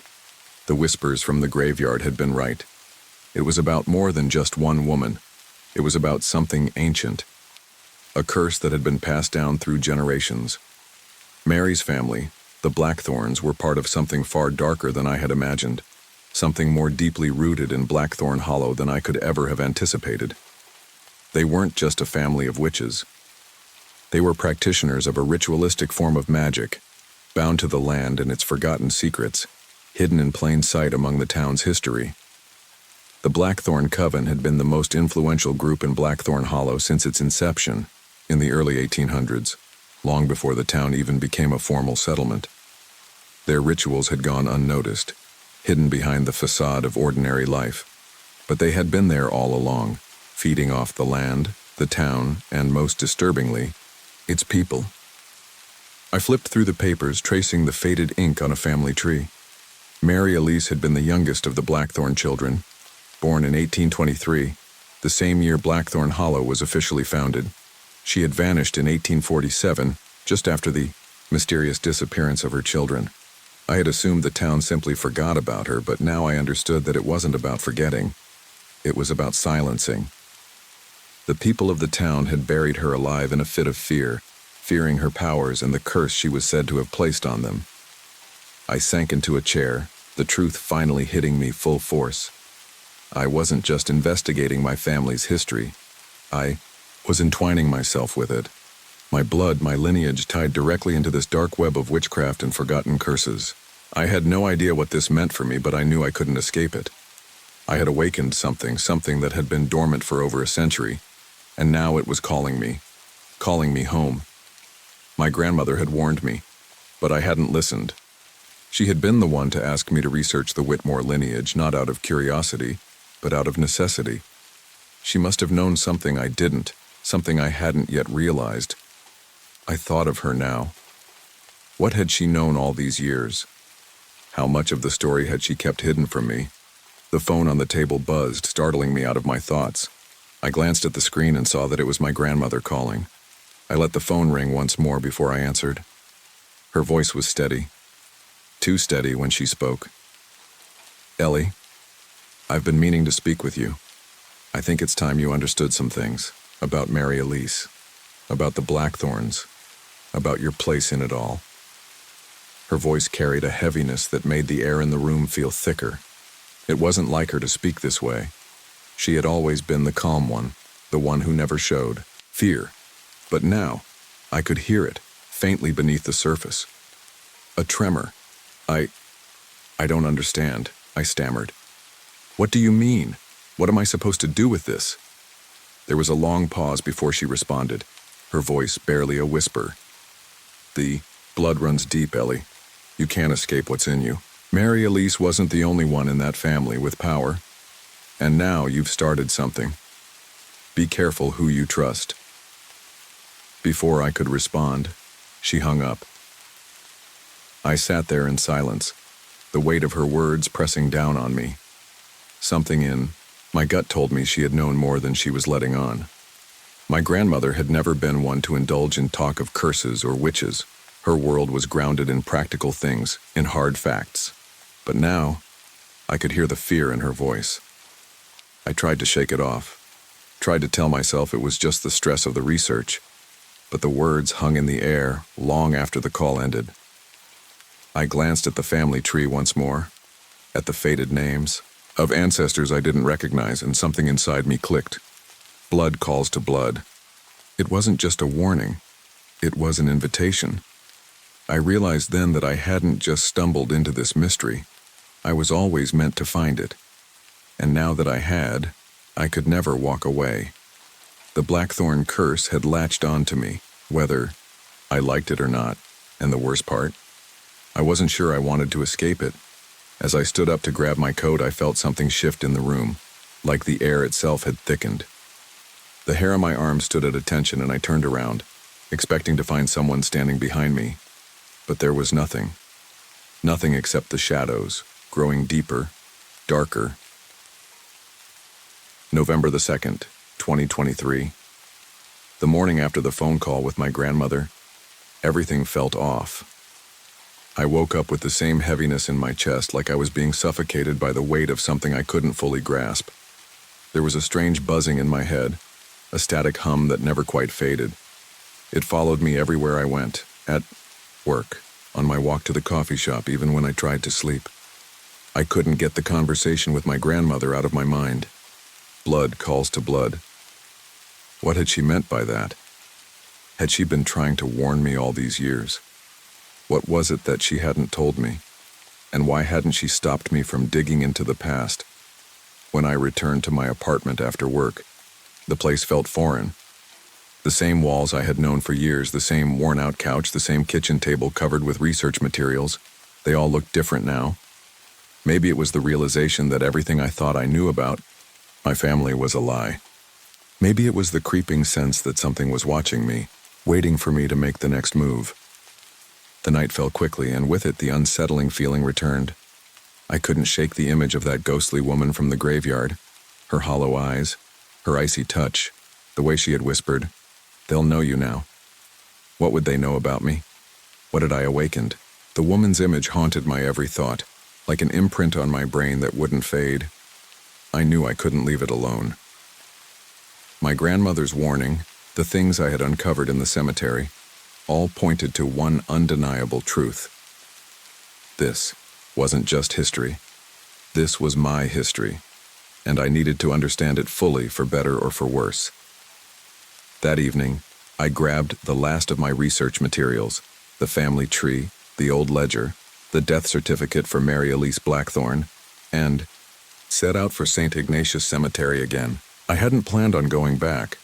I wasn't sure what I was expecting, but something inside me told me that I wasn't done yet, that I needed to find out the full story of Mary Elise before I could even begin to understand my own. The air was damp and still when I arrived at the cemetery, the ground already soft from the rain earlier that week. The trees loomed tall above, their branches heavy with dead leaves that rustled in the wind. But even the wind seemed different tonight. It was heavier, as though it carried the weight of all the secrets buried here, all the things forgotten by time and memory. I parked at the entrance, the tires of my car crunching against the gravel. As I stepped out of the vehicle, the familiar scent of earth and decay filled the air, mingling with something else, something sharp and metallic. My stomach turned, but I forced myself to keep walking. I didn't know what I was looking for, but I had to find it. I walked past the older graves, their stones cracked and weathered, some so worn by time that the names had long since been erased. I was drawn to the corner of the cemetery where the unmarked graves stood. There, the air felt colder, denser, as if the ground itself had absorbed the sorrow of those forgotten souls. My boots sank into the muddy ground as I made my way toward the spot where Mary Elise's grave should have been.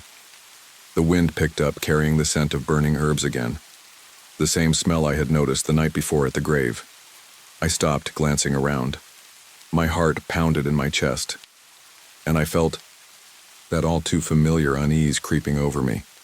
This place, St. Ignatius, it wasn't just a cemetery, it was something more. It was a nexus, a place where the living and the dead converged. I pulled out the shovel I had brought, and as I drove it into the earth, I felt something shift beneath my feet. The ground felt softer than I had expected, and with each dig, it became easier to break through. My hands shook, but I pushed through it, driven by an overwhelming sense of need. I had to know. I had to uncover the truth. It didn't take long before the tip of the shovel clinked against something solid. I crouched down, brushing away the dirt with my hands, feeling the cold wood of the coffin beneath my fingertips. The coffin was small, far too small for an adult. I hesitated, a cold wave of dread washing over me as I carefully pried open the lid. The sight inside was enough to make my blood run cold. The corpse inside was skeletal, her skin a withered grayish hue, but it wasn't the body itself that shocked me. It was the markings on the coffin, symbols carved deeply into the wood, each one strange and unfamiliar. I could feel the weight of something old, something dark, pressing down on me as I gazed at the symbols, and a chill ran down my spine. They were the same symbols I had seen earlier, in the ledger, in the notes, symbols of witchcraft, of rituals that belonged to a time long past. I recoiled, my breath catching in my throat. The air around me grew thick, suffocating, as if the very earth itself was closing in. I turned to run, but as I did, a low, guttural voice whispered from behind me. It wasn't the voice of the woman I had seen earlier. This voice was deeper, darker, and its words were more distinct. "You shouldn't have come," it said, the words hanging in the air like a curse. I froze. My heart raced in my chest as I spun around, but there was no one there. The graveyard was silent again, too silent. I stumbled back toward my car, my pulse pounding in my ears. The air was thick, and the shadows seemed to stretch unnaturally long. As I reached my car, I looked back one last time at the grave. The crow was perched on a nearby branch, watching me. It let out a sharp, echoing cry, and then in the distance I saw the faint outline of a figure standing near the grave. It wasn't a person. It couldn't have been. It was too tall, too wrong in its proportions. But I couldn't look away. The figure moved slowly, deliberately toward me. I slammed the car door shut and started the engine, my hands trembling as I backed out of the cemetery. The figure remained there, its eyes fixed on me, and for a moment, just a brief moment, I could have sworn I saw a smile. I didn't stop driving until I was miles away from Blackthorn Hollow. And even then, the cold in my chest didn't fade. It was too close now. There was no going back. But something was still waiting for me. Something was calling. November 5th, 2023. It's been nearly a week since I fled St. Ignatius Cemetery, and the unease that settled in my chest has only deepened. I can't seem to shake the feeling that something is still following me. The cold, the smell of burning herbs, the figure standing at the grave. It lingers, like a shadow I can't escape. The truth, no matter how much I try to ignore it, is becoming impossible to deny. The strangest part of all this is that even as terrified as I am, I can't stop thinking about Mary Elise Blackthorn, about the symbols, the coffin, and the whispering voices, about what my grandmother might have known but never told me. It's like I'm being drawn back into something I can't fully understand, yet can't turn away from. A part of me wants to run. Another part of me knows that if I don't finish this, whatever it is, it will keep coming for me, keep creeping into my life until it has its way. I haven't been able to sleep properly since that night at the graveyard.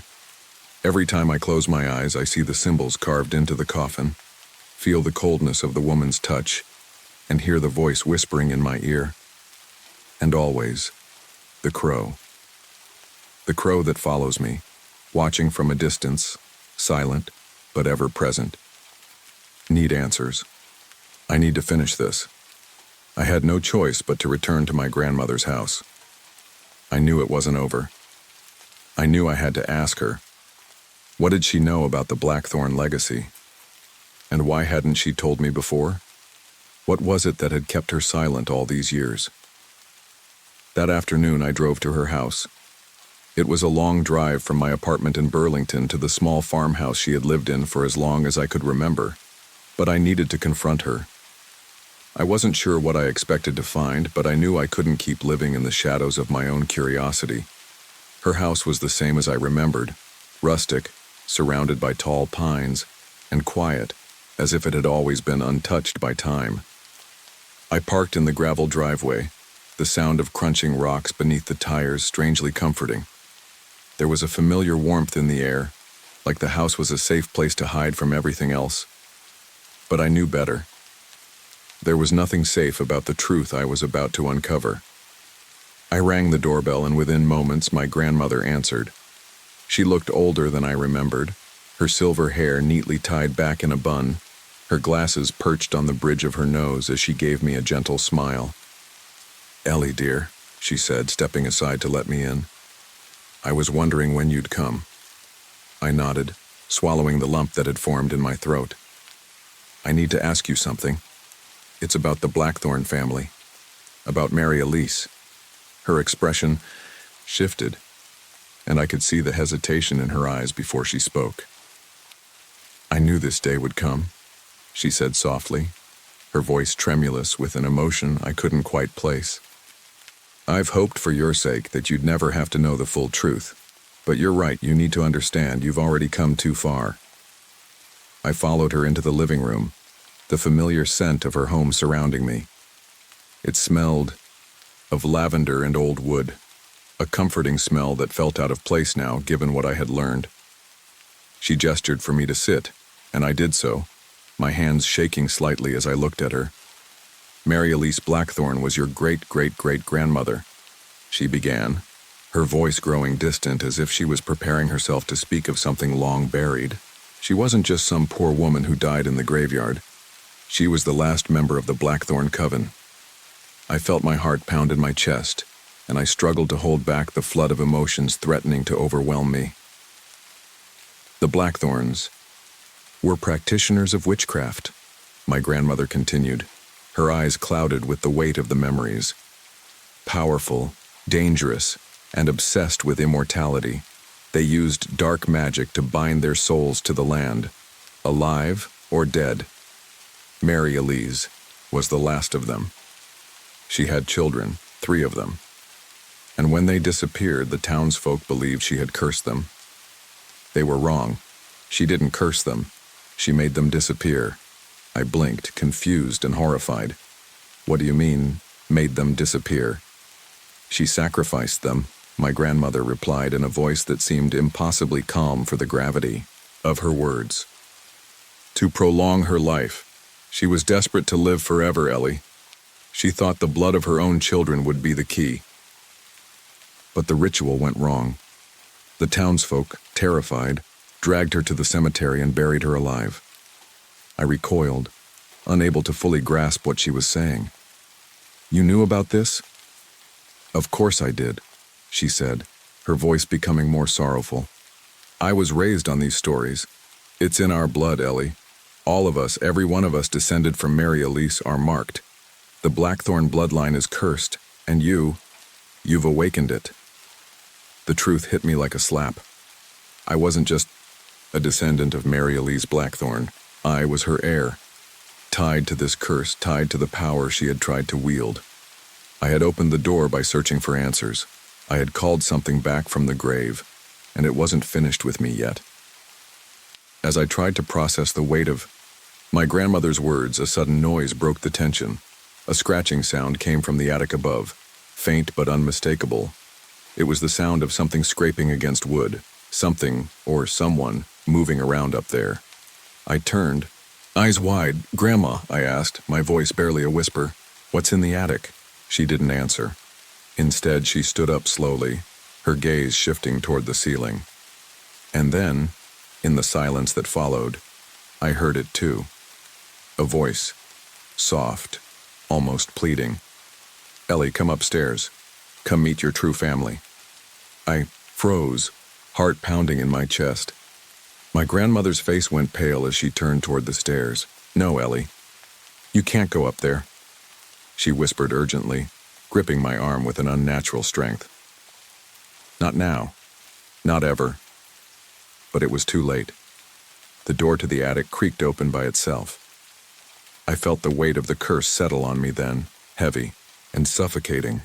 No matter how fast I ran, I couldn't escape it. I was bound to it now, just like Mary Elise. And as the attic door swung open, I stepped forward, compelled to discover what awaited me in the dark. The shadows swirled around me as I made my way toward the stairs. And as I reached the top, I knew there was no turning back. I had found the truth. But some truths are better left buried.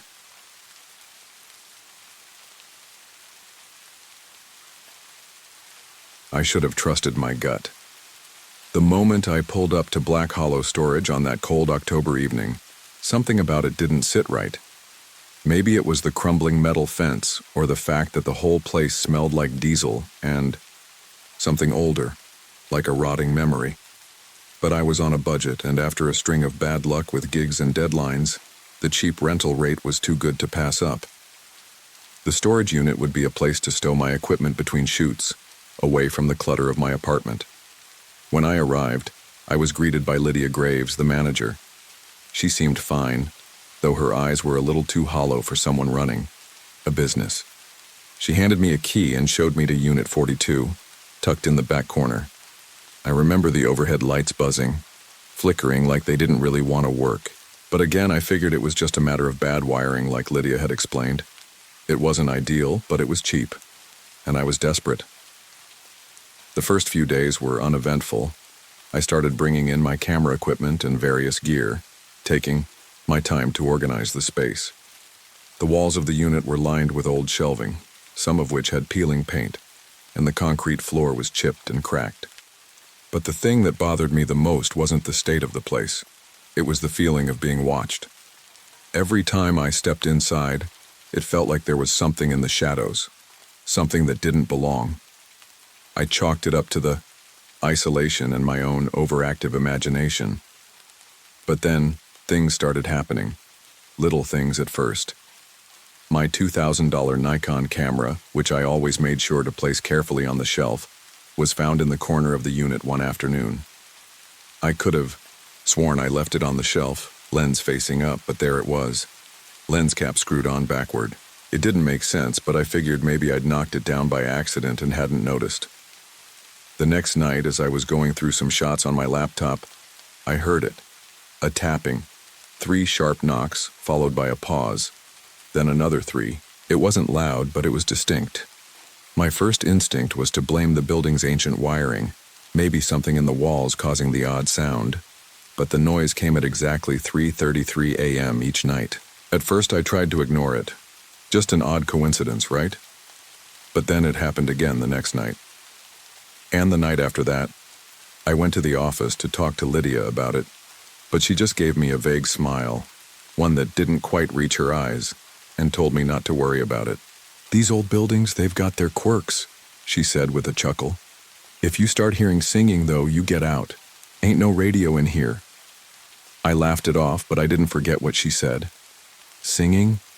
It felt like a weird warning, but I had no intention of sticking around long enough to find out if it was true.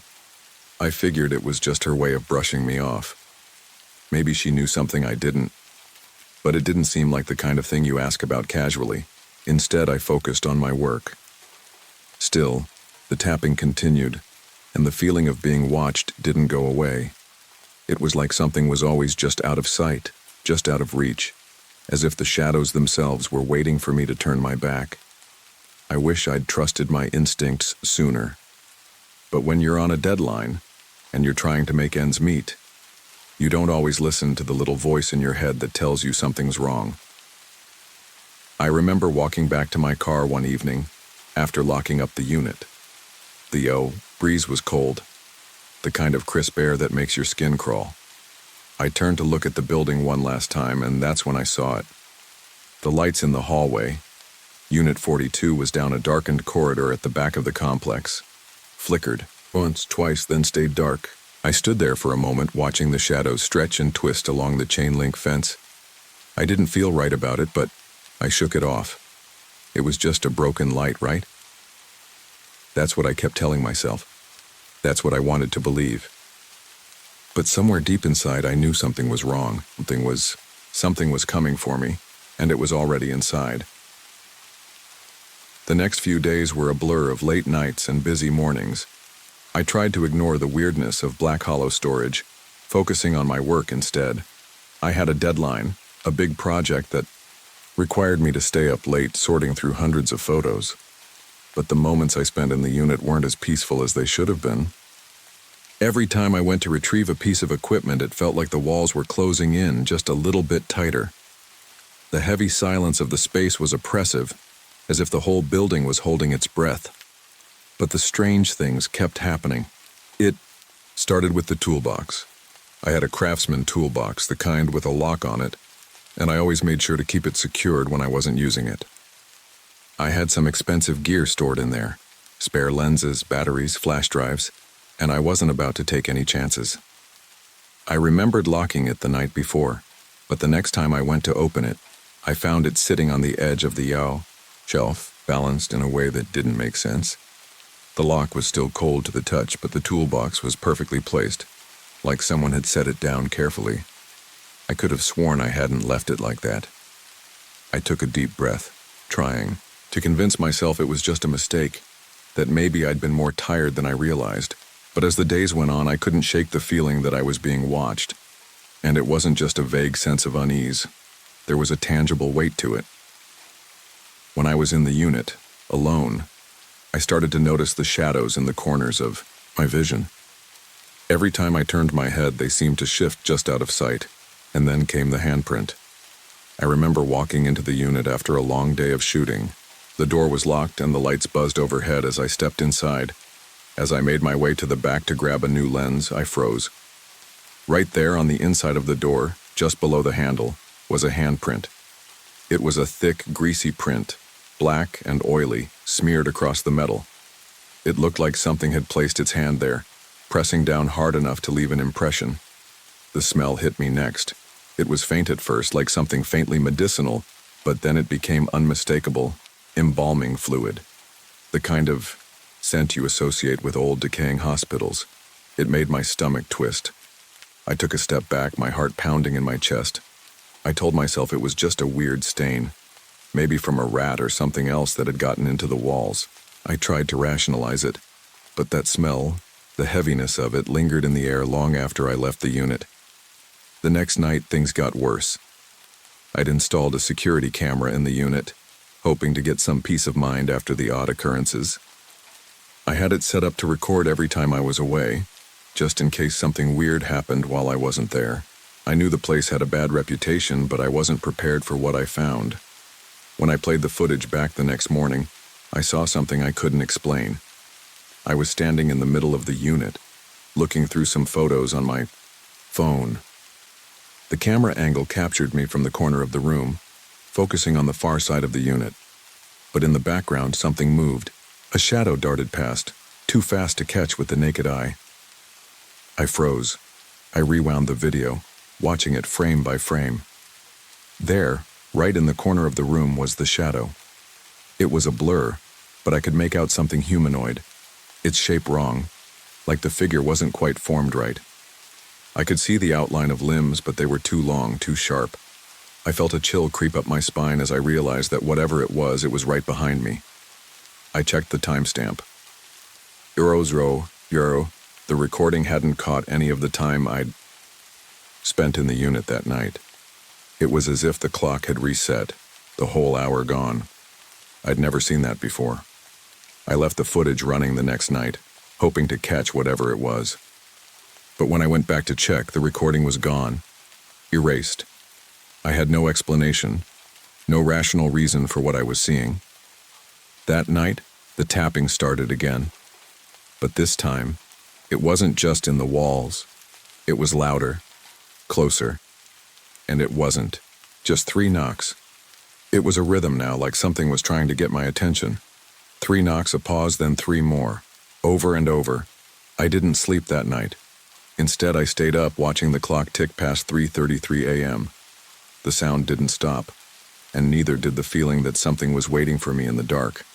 Something was watching me, and it was getting closer. October 31st rolled around, and, with it, a storm that seemed to match the escalating unease in the storage facility.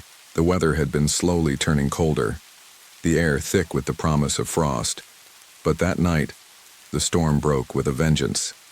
Sheets of rain lashed at the windows of Unit 42, the wind howling as it rattled the overhead lights and made the walls groan. The power flickered out at around 9 p.m., leaving the facility in eerie darkness. I was in the unit, organizing some old photo equipment when the lights went out. I'd gotten used to the flickering, the buzzing, but when the light completely disappeared, it felt different. The dark wasn't just the absence of light anymore. It was tangible. It pressed in on me, thick and suffocating, as though the air itself had weight. I fumbled for my flashlight, cursing under my breath as I knocked over a stack of boxes. The beam finally flickered to life, casting long, jittery shadows across the concrete floor. I moved slowly, the beam of light cutting through the vast, empty space. It felt smaller now, more oppressive. The walls seemed closer than they had just hours ago. I chalked it up to the storm, low pressure maybe, messing with my perception. But then I heard it, a faint scraping sound. At first, I thought it was just the storm. Wind, rain, something shifting in the walls. But then it came again. This time, louder, closer. It sounded like nails dragging across concrete, sharp, frantic, desperate. I stopped moving, holding my breath. Silence. Then the scraping resumed. But it wasn't just a noise, it felt like it was coming from inside the walls, like something was trying to claw its way out. My heart began to pound, adrenaline surging as I scanned the walls, the ceiling, every dark corner. But there was nothing. My flashlight beam wavered. It was too quiet now, too still. And then, just as I was about to turn and bolt for the door, I heard something else. A faint tapping. 3 knocks, sharp and deliberate. 33 M. I hadn't been paying attention to the time, but when I heard that unmistakable rhythm, 3 knocks, a pause, then 3 more, I froze. My chest tightened, a cold sweat breaking out across my skin. The tapping wasn't coming from the walls this time. It was coming from the inside of the unit, from the door. I took a few hesitant steps toward the entrance, my hands trembling as I reached for the handle. The tapping stopped the instant I touched the door, and I swear I felt a shift in the air, like something was waiting on the other side. I pulled the door open. Nothing. I stepped outside the unit, flashlight held high, scanning the hallway. The storm raged outside, but the interior of the building was unnervingly quiet, as if the walls were holding their breath. The hallway was darker than it had been before the power went out, the overhead lights completely dead. The only source of illumination was my flashlight, flickering faintly as I moved toward the back of the building, toward the windows that overlooked the empty parking lot. The rain outside lashed against the windows, distorting the view, but there, outside, standing in the shadows by the far corner, was a figure, a man. I couldn't make out any details at first. The figure was blurry, like something out of a dream. But the moment I tried to step closer, the shape shifted. I could see him more clearly now. A man in a suit, dark and tattered, standing stiffly as if frozen in time. His face was pale, almost waxen, and his eyes were dark holes. But it was his mouth that froze me. His lips were sewn shut with thick black thread, the stitches running jagged across his face. The sight of him made my blood run cold. I stumbled back, knocking over a stack of crates, but I couldn't take my eyes off him. The figure didn't move, not at first. He just stood there, staring at me, his head tilted slightly to one side as though he was studying me. I wanted to scream, but the sound caught in my throat. I backed away, my flashlight shaking in my hand, and then Just as suddenly as he'd appeared, the figure was gone. The space where he had been was empty. No trace of him. I turned and ran. I didn't stop to think, didn't look back. I was out of the unit, out of the building, and into the parking lot within seconds. My heart was racing, my breath coming in sharp gasps. I felt sick, my stomach twisting with a mix of fear and disbelief. I didn't even bother locking the door behind me. I just ran to my car, hopped in, and sped out of there as fast as I could. When I reached the highway, I pulled over to the side of the road, trying to calm my breathing. My hands were shaking so badly I could barely hold the steering wheel. I don't know how long I sat there, but when I finally gathered the strength to look at my phone, I saw the time. 3:33 a.m. I glanced back at the storage facility in the distance. The windows on the second floor were dark, but the top floor, Unit 42, was glowing. I couldn't explain it. I didn't want to. I just wanted to forget. But I knew I couldn't. That night, the storm raged on. But it was the memory of what I'd seen that kept me awake. The image of the man with the sewn-shut mouth burned into my mind. I had to get away. I had to get out of Black Hollow storage. But something told me that wherever I went, the things I'd seen would follow. I didn't go back to the storage unit the next day, or the day after that. I couldn't. Every time I closed my eyes, I saw that face. Those eyes, dark and empty, stitched together like some kind of twisted doll. It had been over a week since I'd seen him, but I could still feel the weight of his gaze. It was like I had taken something from that place, some unseen curse that clung to me. I tried to tell myself I was just shaken up, that it was a result of the storm, the isolation, the stress of working long hours on a freelance job that hadn't been paying well. But deep down, I knew I was lying to myself. I didn't believe in ghosts or anything supernatural, but whatever I had experienced at Black Hollow storage was beyond anything I could rationalize. By the time October 31st arrived, I had convinced myself that leaving had been the right thing to do. I didn't want to even look at the place again. I had enough equipment stored at my new apartment to get by, and I wasn't about to risk whatever happened there happening again. The thought of going back to Unit 42 made my stomach churn. The power outages, the figure in the window, the unexplainable noises, it was too much. But life doesn't always follow the rules you set for it. I had been avoiding phone calls from the manager, Lydia Graves, for a few days, unsure of what to say to her. But when she finally left a message that sounded too casual for my liking, my gut twisted. "Hey, Ethan, it's Lydia. I just wanted to let you know that your refund has been processed. Also, just a heads up, we have a new tenant moving into Unit 42. You know, I figured I'd tell you just in case you're curious about it. Anyway, I'll be here until 5 p.m. if you need anything. Take care." Something about her voice unsettled me. It wasn't just that she mentioned the new tenant in the same breath as my refund. There was a tone to her words that felt off. I couldn't quite explain it, but it gave me the creeping sense that she knew more than she was letting on. Hesitated for a long time, staring at my phone, debating whether to call her back or leave it all behind, but curiosity gnawed at me. I needed to know more. I had to know if someone else had already fallen into the same trap I had. I was too far gone into this nightmare to ignore it now. By the time I arrived back at Black Hollow storage, it was already dark. The air had that same heavy metallic scent to it, a mix of rust and concrete dust. The wind had died down, but the silence in the parking lot was unnerving. The facility's exterior looked the same, a decrepit shell of what it once was.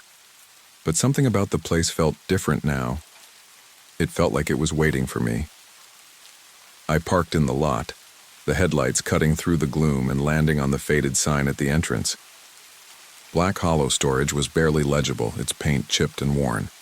The gate was open, though, and I noticed the security guard's truck was parked in the back. Old Pete, the night watchman, always had a presence here, but I hadn't seen him in over a week. I wasn't sure if that was good or bad. I made my way to the main office where Lydia sat behind the counter. She looked up from her paperwork as I walked in, offering me a smile that didn't quite reach her eyes. "Ethan," she said, her voice syrupy sweet. "What brings you back? I was starting to think we lost you for good." I didn't respond, right away. Something was wrong. Lydia's makeup was a little too heavy, her eyes too bright. The air felt thick, as if it had been holding its breath, waiting for something. I just wanted to check in," I muttered, not sure what to say. "You said there was a new tenant?" Her eyes flickered toward the back door, a quick glance that made my pulse spike. "Oh yes, just moved in yesterday. A nice couple, young. They seemed excited. I think they're going to love it here." I could hear my heartbeat in my ears. What unit did they take? "Unit 42, of course," Lydia replied, and there was something in her voice that made the hairs on the back of my neck stand up. I forced a smile, but my mind was reeling. I hadn't expected this. I wasn't sure what I had expected, but it wasn't for her to act so normal about the situation, as though it was perfectly ordinary to have tenants moving into the unit I had just vacated after everything that had happened. "Everything going okay with them?" I asked, stalling, trying to read her face. "Oh, they're fine. Nice kids. A little too interested in the history of the place, though." She chuckled, but there was a sharpness to it. "I warned them, though. Don't ask too many questions, right?" I felt a chill run down my spine. Her words were too rehearsed, too offhand. "Thanks," I said, taking a few steps back. "I'll be going." Lydia nodded, and as I turned to leave, she called after me. "By the way, Ethan, I hope you don't mind, but we found something in Unit 42, left by the last tenant." I stopped, my heart dropping into my stomach. She held up a small, faded photograph of a man and a child. The photo was cracked, the edges frayed with age. The man had sharp features, his eyes cold and distant, while the child clung to his side. It was the same man I had seen in my photos before, the man with the stitched mouth. Lydia didn't wait for a response before she added, "We also found an old medical journal. Thought you might be interested." My stomach twisted as I stared at the photo in her hands. I could feel my pulse in my throat, the weight of everything crashing down on me. Lydia hadn't just known about the cursed unit. She was a part of it. The bloodline, the family that had started all of this. The storm outside picked up again, howling as the door swung open. The gust of wind nearly knocked the photograph from her hands. It was only then that I realized how silent the storage unit had become. I didn't look back. I don't know what I expected when I left Black Hollow storage that night, but the pit in my stomach had only grown deeper. Lydia's last words kept echoing in my head, a sickening mantra. "We found something in Unit 42. I didn't want to know what it was. I didn't want to understand the twisted puzzle I'd been dragged into, but I couldn't ignore it either. The image of the man with the stitched mouth haunted me, lurking in the back of my mind like a shadow, waiting for the right moment to pounce. I was half distracted as I walked to my car. The wind had picked up, whipping around me in angry gusts. I should have gone home, should have locked the door behind me and never looked back at that cursed facility. But something inside me urged me to do the opposite. I felt like I was running out of time. I couldn't help it. I had to know more. I drove back to my apartment and parked across the street from the storage facility, the faint orange glow of the streetlights casting long shadows across the cracked pavement. For a long time I sat there in the stillness, the engine idling, my hands gripping the steering wheel.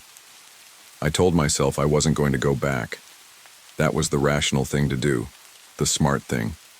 But every time I closed my eyes, I saw Lydia's face, saw her holding that photo, saw the journal, and the more I thought about it, the more I realized I needed to go back.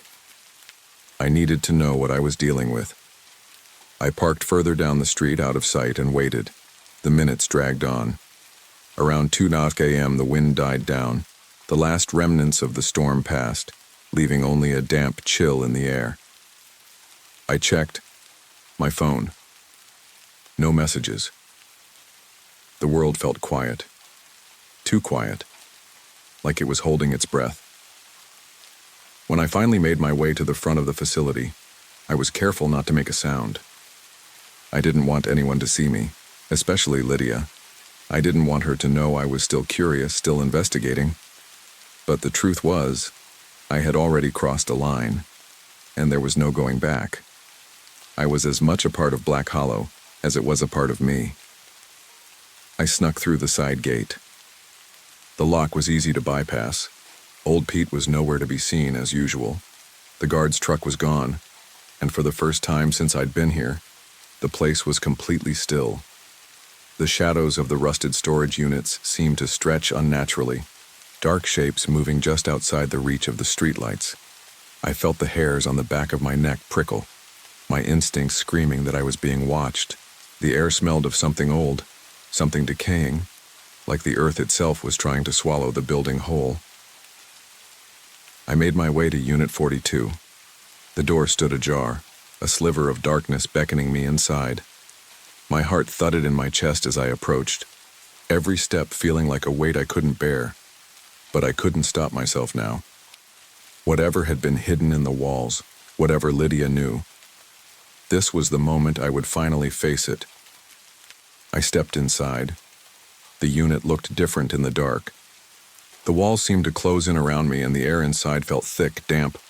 My flashlight flickered as I scanned the room, my breath catching in my throat when it landed on the back wall. It was then that I saw it. A crack. A small slit in the wall, barely noticeable. I had never noticed it before, but it was there now, as if it had appeared just for me. I approached the crack slowly, feeling like something was pushing me forward, like it was meant to be found. I knelt down and carefully slid my fingers into the narrow gap. The wall shifted, revealing a small compartment behind it. My pulse quickened. Inside, I found a set of old tools. Rusted surgical instruments, some I recognized, others that looked far too ancient to be of any practical use. And beneath them, an old leather-bound journal, its pages yellowed and brittle with age. I could hardly breathe as I picked it up, its weight heavier than I expected. The journal was written in a delicate, looping script, neat, precise, and meticulous. I flicked through the pages, the smell of old paper filling my nostrils, until I came to a passage that made my blood run cold. The handwriting had changed in this section, the words jagged and frantic. They won't stay. They never stay. I will make them stay. The ritual requires sacrifice. Every 7 years. A new tenant, a new soul. The family must live again. I will bring them back. I will fix it. I felt the world shift beneath my feet as the truth dawned on me. This place wasn't just haunted. It was cursed, bound by something, ancient and dark. The twisted ritual Dr. Elias Voss had performed all those years ago hadn't just killed his family. It had bound them here, trapped them in the walls of the storage unit, feeding on the lives of every new tenant. And now it was my turn. I dropped the journal in shock, but the words from its pages didn't leave me. Every 7 years, it was all connected. The disappearances, the strange happenings, the people who had come before me. I wasn't the first to be taken by Black Hollow, and I wouldn't be the last. Suddenly, I heard a sound behind me, sharp like the scrape of nails against concrete. My heart leapt into my throat as I spun around, my flashlight flicking erratically. And there, in the corner of the unit, stood a figure. Its eyes were wide, reflecting light like a cat's. Too bright, too unnatural. The figure stepped forward, its mouth stretching open in an impossible grin. It was him, the man from the photo. I stumbled back, my breath coming in ragged gasps, my hands shaking. The figure didn't move. It just stood there, watching me with that same stitched mouth, as if it had been waiting for this moment. Before I could react, I heard the unmistakable sound of the door to Unit 42 slamming shut behind me. The darkness swallowed me whole. When I woke up, I was in my car. The engine was off, and the streetlights outside flickered dimly in the early morning fog. I was disoriented, my body heavy, my mind clouded. I checked the clock on my dashboard. It was 6 a.m. I had no memory of how I'd gotten there, no recollection of leaving the storage unit. But I knew one thing for sure.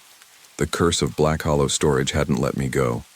It never would, and the next time someone came to rent Unit 42, they would be part of the same cycle. Trapped, lost to whatever dark force lurked within the walls. They'd never know what happened to the others, just like I hadn't.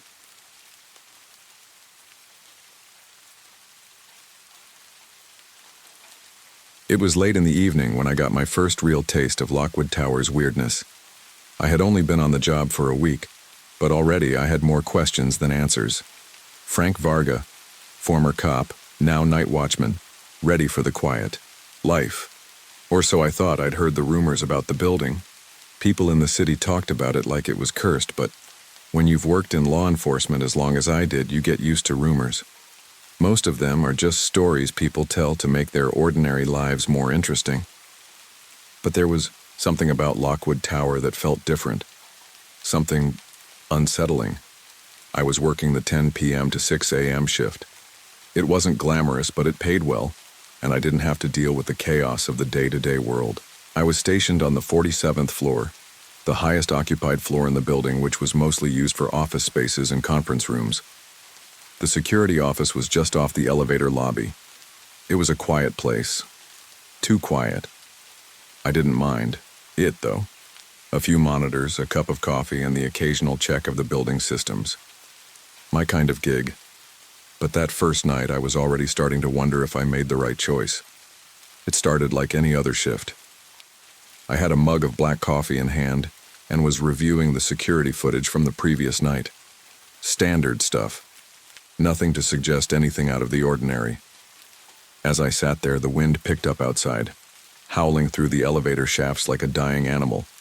It sent a chill through the office, despite the fact that the heating system was running just fine. At exactly 2:47 a.m., I heard the unmistakable ding of elevator 4 opening on the 47th floor. But I hadn't called the elevator. I was alone on the floor. I didn't think much of it at first. Could have been a glitch or some sort of malfunction, but I noticed something strange.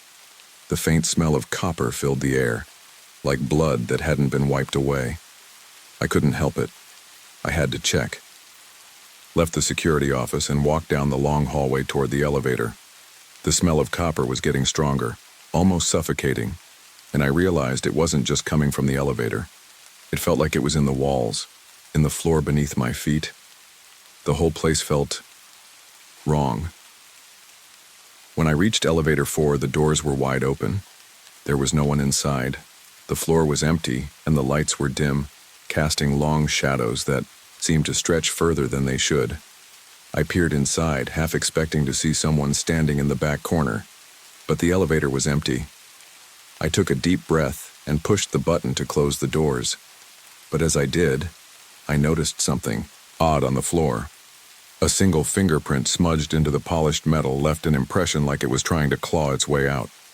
I blinked a couple of times. My brain was racing, trying to make sense of it. It didn't feel right. I hit the button to send the elevator back down to the lobby, but the doors stayed open. For a second, I thought I saw something move in the reflection of the glass. A fleeting shadow, barely there. But when I turned around, the hallway was empty. I'm not one to scare easily, but this place was starting to get under my skin. It felt like something was waiting, watching. I went back to the security office, trying to shake off the feeling of unease that had started creeping up my spine. But it wasn't over. No, not by a long shot. I'd left my coffee cup in the break room earlier. When I returned to the security office, I didn't think much of it, except that my coffee mug was sitting on the desk next to my computer. I could have sworn I'd left it in the break room. The thing that made my stomach turn, though, was the lipstick stain on the rim of the cup. The floor had been empty for months.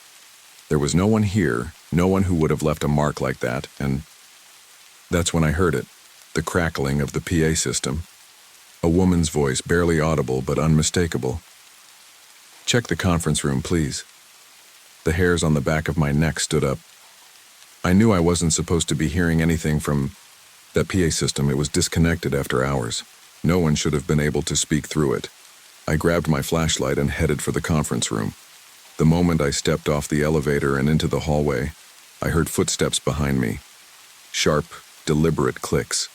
I turned around, but the hallway was empty.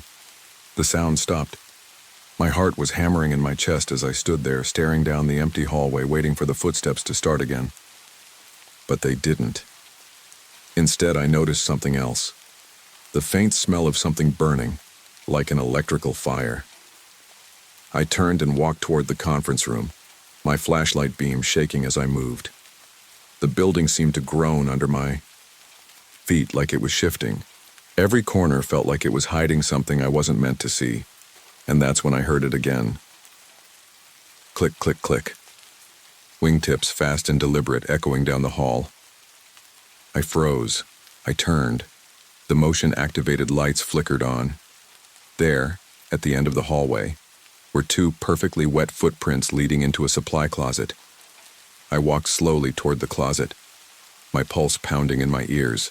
As I reached for the door handle, I felt the cold rush of air on the back of my neck. I opened the door. Inside, a pair of polished Oxfords still dripping, the same faint smell of copper.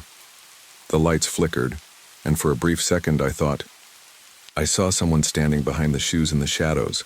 I shut the door quickly, my heart racing. This wasn't just a glitch. Something was happening, something I didn't understand. But it was real. Too real. The night was still young, and I wasn't sure how much longer I could hold on to my sanity. But I wasn't about to find out. Not yet. It was around 3:15 a.m. when things started to get out of hand. By then, I had already walked the floor twice, checking the security cameras and making sure all the doors were locked. The elevator had stopped opening on its own after that first weird occurrence, but I couldn't shake the feeling that something was watching me. I had turned the lights off in the security office, thinking that maybe the dim lighting was making everything look worse than it was. But that only made it feel worse. There's something unnerving about the dark that you can't quite put your finger on, like how your senses sharpen and your mind starts to play tricks on you. I had just poured myself a fresh cup of coffee when I heard it. It started as a faint clicking sound, a tapping, almost rhythmic, coming from the far side of the floor. My stomach churned. I froze for a moment, my hand halfway to my cup. I told myself it was probably just the wind. The building had its quirks, right? The old air ducts and poorly sealed windows had a way of making strange sounds, especially at night. But no, this was different. The tapping had a pattern to it. 3 quick knocks, followed by a pause. 3 more knocks. Again and again, like someone was trying to get my attention, but from the walls themselves. I couldn't ignore it anymore. I set the coffee down and grabbed my flashlight. The beam cut through the darkened hallway as I made my way toward the sound, each step echoing louder than it should. The hall was empty. The fluorescent lights above buzzed and flickered, casting long, distorted shadows on the walls. I felt a bead of sweat trickle down my back. This wasn't just a glitch. Something was happening, and I couldn't explain it. As I got closer to the source of the noise, I saw it. The door to one of the conference rooms was slightly ajar. I hadn't noticed it before, but now I was sure it hadn't been open when I walked by earlier. My heart thudded in my chest as I approached the door. The tapping stopped abruptly the moment I reached it. I pushed the door open, my flashlight sweeping the room. Nothing. Empty.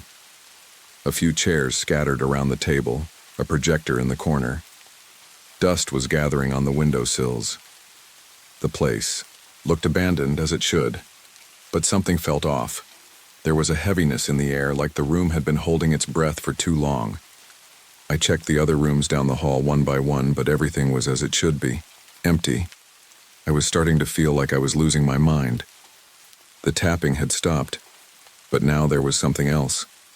A soft rustling sound, faint at first, like paper being shuffled or something scraping against metal. I turned quickly, scanning the hallway for the source. Nothing.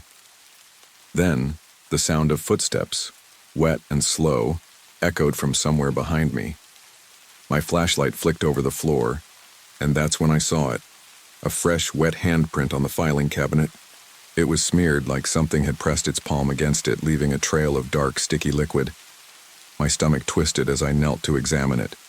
The smell hit me all at once. Sharp, chemical, like formaldehyde or embalming fluid. I stumbled, back, my mind racing. Who could have?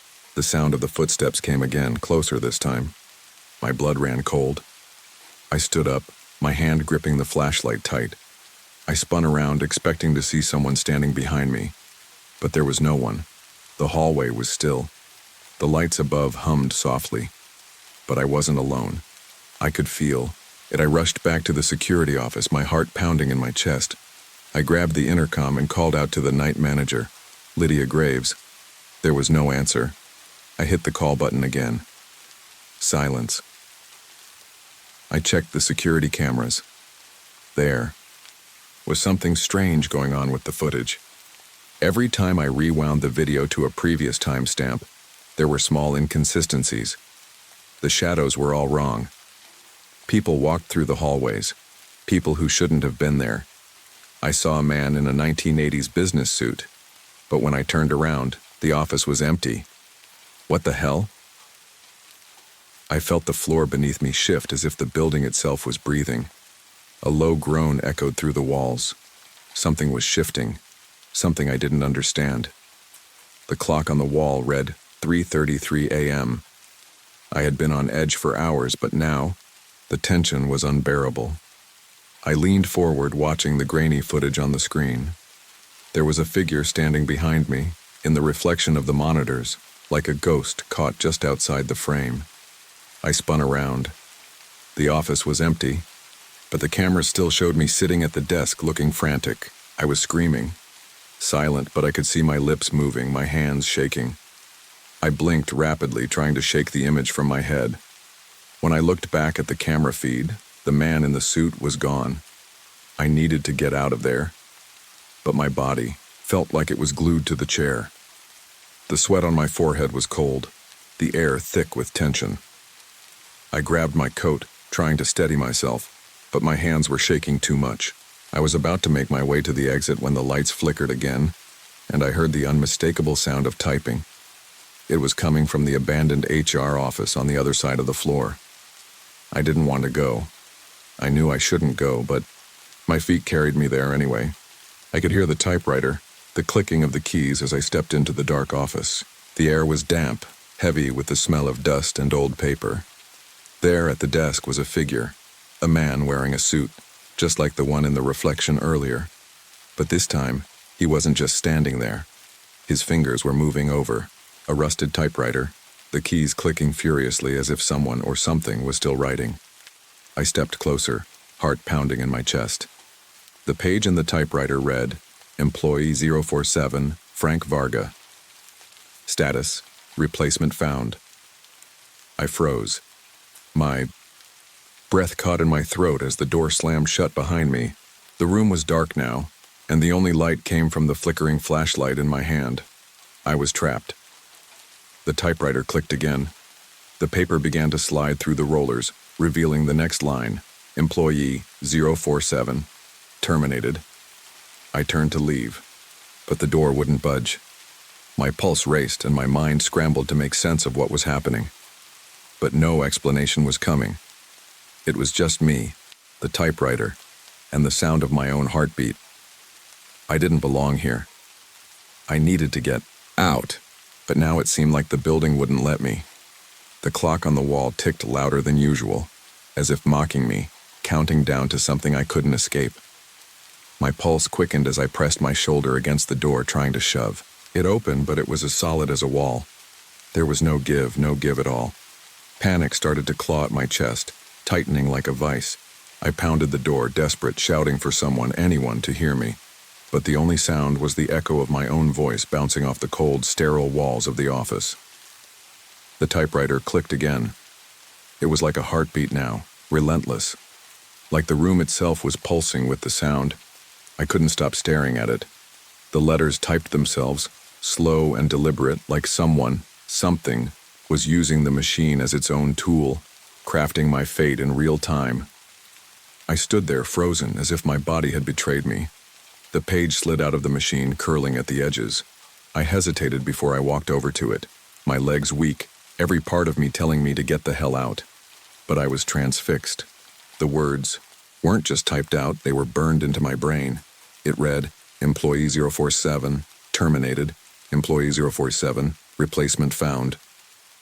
My heart stopped. My name was printed on the page like a death sentence. This wasn't real. It couldn't be. My brain couldn't keep up. How could I be looking at my own termination notice with a replacement already found? I stumbled backward, knocking over a metal chair. It clattered to the floor, the sound deafening in the silence that followed. I turned to the door again. It wouldn't open. I pounded on it with all my strength, but it was like the building was holding its breath, trapping me inside. My mind reeled with the thought of the camera feeds, of the man in the suit who wasn't supposed to be there, the figure in the reflection, the noises. What was happening? What did this place want from me? I staggered back to the desk, my hands shaking uncontrollably. The typewriter was still clicking, but I couldn't focus on it anymore. The pounding in my chest was so loud I could hardly hear anything else. I took a breath, trying to center myself, trying to make sense of the madness swirling around me. Then the lights flickered again, a sharp, jerky pulse that made the room feel even colder. The emergency exit signs glowed faintly, casting long, unnatural shadows on the walls. They seemed to stretch, elongating in ways they shouldn't, like the building was alive. The shadows grew, inching closer. My own shadow, what was left of it, seemed to twist, shifting and lengthening as if it was trying to detach from me, crawl away on its own. I didn't dare look. I couldn't look. Then, the most chilling thing happened. The lights went out, completely. The room was plunged into pitch-black darkness, and for a moment I was paralyzed. All I could hear was the sound of my own breathing, ragged and shallow. And then, I heard something else. Footsteps. Slow, deliberate footsteps, the sound of shoes clicking on the polished floor. They were coming toward me. The flashlight. I fumbled around my pockets, my fingers brushing against the cold metal of the flashlight, and I clicked it on. The beam cut through the dark, revealing nothing. Nothing except for the typewriter still clacking away in the corner. But the footsteps kept coming, closer, closer, and I felt a cold breath on the back of my neck, sending a shiver down my spine. Who's there? I wanted to scream, but the words wouldn't come. The flashlight flickered, the beam sputtering in the dark, and that's when I saw it. In the reflection on the desk, I saw a face I recognized but couldn't place. The face of the man in the 1980s business suit, except now he was closer. Standing right behind me, his mouth stretched into a grotesque, silent grin, like he was trying to speak but couldn't. His eyes gleamed in the flashlight's dying light. They were too wide, too knowing.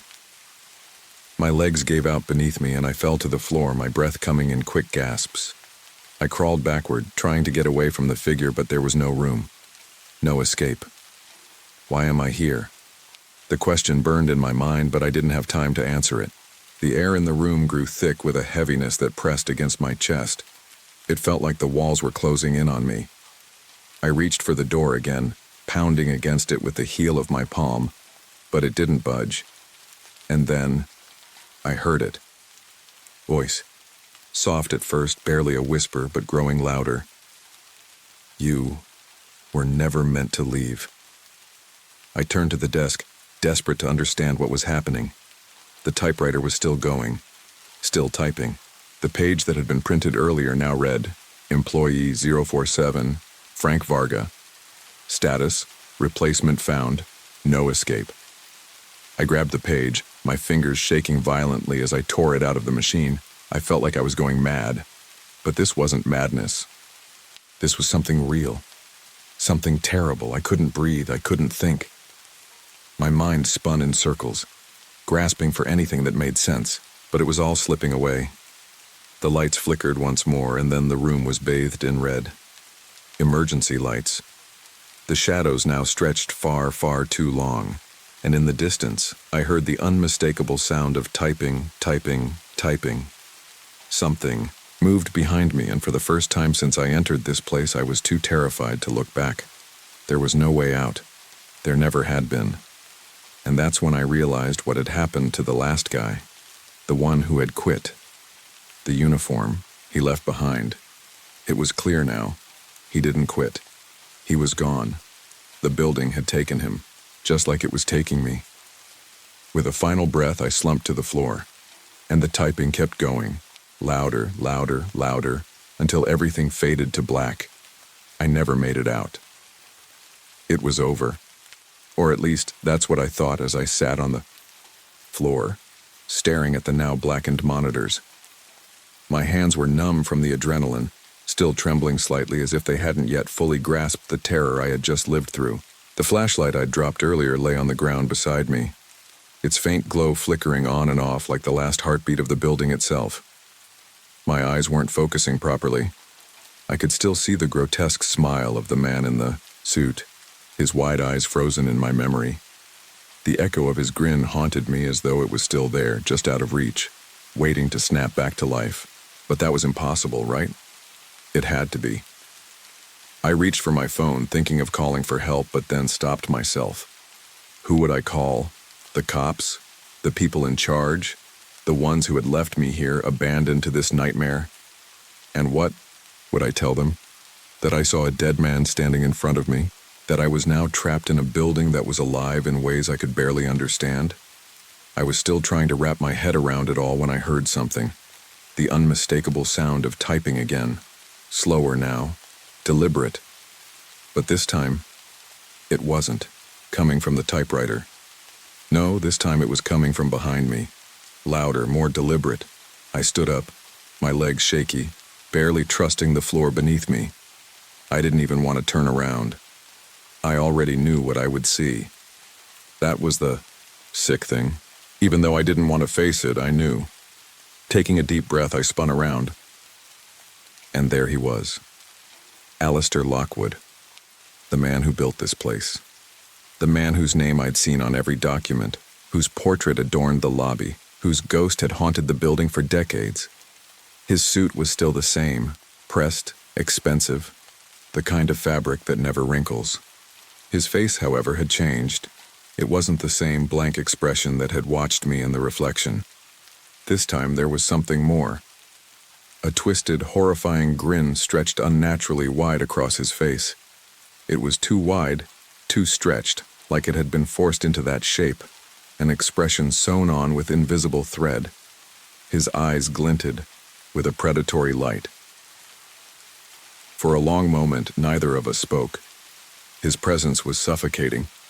It was like he filled every inch of the room, seeping into the walls, into the air, into my lungs. I couldn't breathe properly. My chest tightened. My heart was pounding like a drum in my ears. You shouldn't have come here. His voice wasn't loud, but it was enough to make me feel like I was being smothered. You should have stayed out. You should have just worked your shift, kept your head down, and kept the lights on. But now, you're part of the system, a piece of it. I didn't know how to respond. What could I say? How could I explain that I had no idea what was happening? That I had just been trying to survive? The words felt like they were caught in my throat. I took a step backward, trying to maintain some distance, but the air felt thick, like it was pressing me back toward him. Do you know why you're here, Frank? He asked again, taking a slow, deliberate step forward. His presence was suffocating like a shadow with weight. Do you know why you were chosen? I didn't answer. How could I? There were too many questions, too many things I didn't understand. I built this building, Frank, Lockwood continued, his voice almost soothing now, as if he was explaining a simple truth to a child. It's not just a building, it's a machine that feeds, and it always needs more. The words echoed in my skull. It feeds. I made sure it would always get what it needs, Lockwood said, his smile widening, though his eyes stayed the same, cold and knowing. I never finished my work here, Frank, but I'll finish it now. You'll help me. Just like the others, just like you were always meant to. Suddenly everything clicked. The weird shadows, the disappearing. Employees, the strange way the building seemed to come alive when the sun went down. The whispers through the PA system. The way I had felt like I was being watched since the moment I stepped onto the 47th floor. This wasn't just a job. It wasn't just a security gig.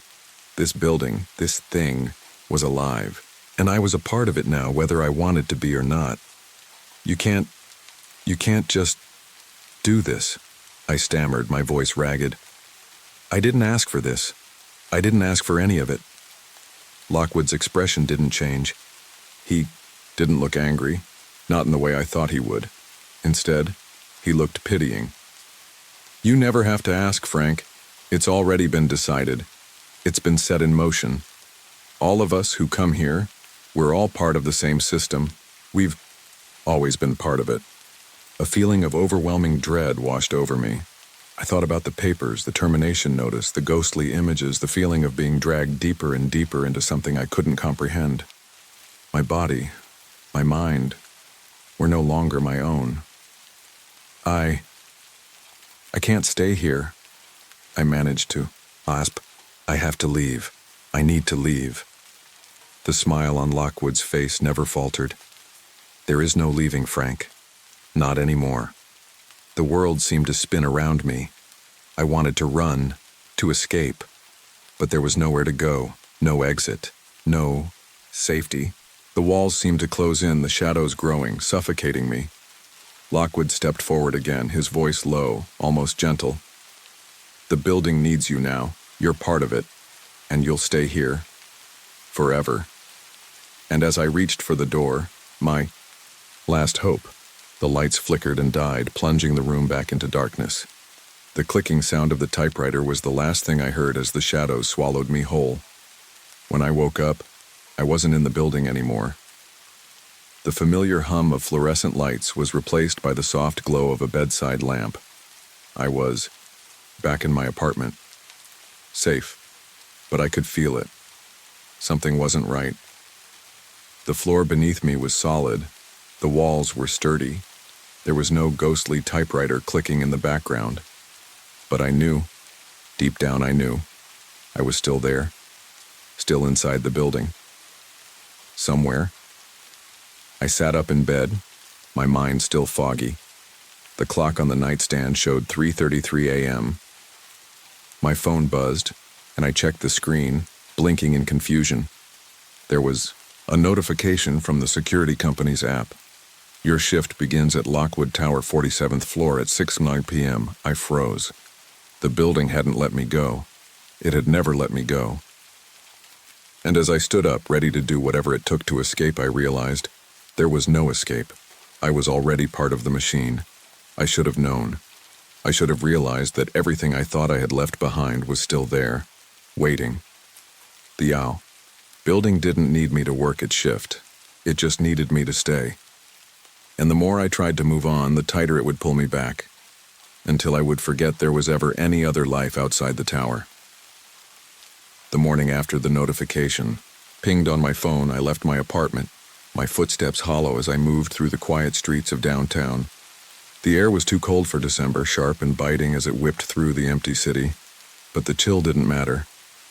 Nothing did. I felt numb, like a body waiting for its next breath, the next movement. I tried to ignore the rising panic in my chest, the gnawing feeling that I was walking towards something inevitable, something much darker than I could see. I was already back on the road to Lockwood Tower, my car's tires chewing through the slick asphalt beneath me. I passed familiar buildings, but none of them looked the same now. The city had a new feel to it, a lingering edge, like a place on the edge of a dream. By the time I pulled into the parking garage of Lockwood Tower, it felt as though I was moving through molasses. Every second stretched, as though time itself had been warped around this place. The old steel gates of the garage creaked open in protest as I parked. I didn't think about it, how strange it was, how quiet it was. I wasn't thinking at all. I wasn't capable of much more than just going through the motions. The elevator ride up to the 47th floor was excruciatingly slow. The light from the flickering overhead bulb seemed to stretch out, becoming almost liquid as it dripped from one floor to the next. The elevator doors opened, and I stepped onto the 47th floor. The building was just as I had left it, silent, looming with its endless glass walls reflecting the world that no longer seemed real. But something was different. The air felt thick, like I could almost taste it, the stale scent of power gone wrong, of something waiting to happen. I walked into the security office and set my things down in the corner. The uniform was neatly pressed, hung up like it had been left for me, but my stomach twisted at the thought of putting it on again, of slipping into the role I had played so many times before. I glanced at the monitor. No one was on the floor, at least not physically. Had no idea how long I had been sitting there before I heard it. A soft click. The elevator. It was coming up again. But this time I wasn't just waiting for it. I knew it. I could feel it. I knew where it was going. I knew who was getting off. The doors opened, and there was nothing. No one stepped out. Just the sudden, sharp scent of copper filling the air. I stood up, my legs stiff, my breath short. It was happening again. The building was feeding. I didn't even think twice. I grabbed my flashlight and rushed down the hallway, heart pounding, already feeling that too familiar sense of dread creeping up my spine. The echo of my footsteps filled the empty corridors, each step louder than the last, as if the building itself was answering back. I wasn't sure where I was going, but I couldn't stop now. I reached the executive suite, the place that had always felt wrong. The place where I had seen Lockwood's grinning face, his sewn mouth, the portrait of him with my own face. The door was slightly ajar. I pushed it open, and there, in the center of the room, was the typewriter. Still clicking, its keys rattling like it was still searching for the words to finish the story. I stepped inside, my mind racing with thoughts of escape, of safety. But as I crossed the threshold, everything shifted. The floor beneath me groaned. The walls seemed to breathe. The air turned sharp, like I was being suffocated by it. The lights above flickered violently, casting shadows that seemed to grow, reach out toward me. I turned to leave, but the door slammed shut, and I was no longer alone. Lockwood's figure materialized in the corner of the room, his shadow stretching unnaturally long, his eyes, dark and predatory, locked onto mine. He didn't need to speak. The room was closing in around me, the walls tightening, the sound of the typewriter clicking louder, faster. It was feeding. It was all feeding. And I was the last piece. "You, see, Frank?" Lockwood's voice echoed, a twisted, soft hiss that seemed to come from every corner of the room. "You've been here longer than you know. The building takes what it needs, and you were always meant to be the next part of the machine." The machine. The system. I couldn't escape it. Not anymore. The terror, the horror. It had all been feeding into this moment, my last moments. I could feel it in my veins, the coldness creeping in, the life draining out of me as the walls tightened. I tried to scream, but my throat closed, my body betraying me. And then, just as quickly as it had started, everything stopped. The walls returned to their normal size. The lights flickered back to life. The typewriter fell silent. And I was standing in the center of the room, alone. But I wasn't really alone. Not anymore. I walked to the desk, feeling the weight of my own footsteps as if they weren't mine. I looked into the mirror, and there was nothing. No reflection. Just emptiness. Just the echo of something lost. I knew then. I had never truly left. The building had fed on me, had consumed me, just like it had consumed so many others before me. And when the morning came and the sun rose over the city, I would still be there. Still on the 47th floor, where I would wait until the next shift began, the next shift, and the next, until the building was full, and I was just another part of the machine.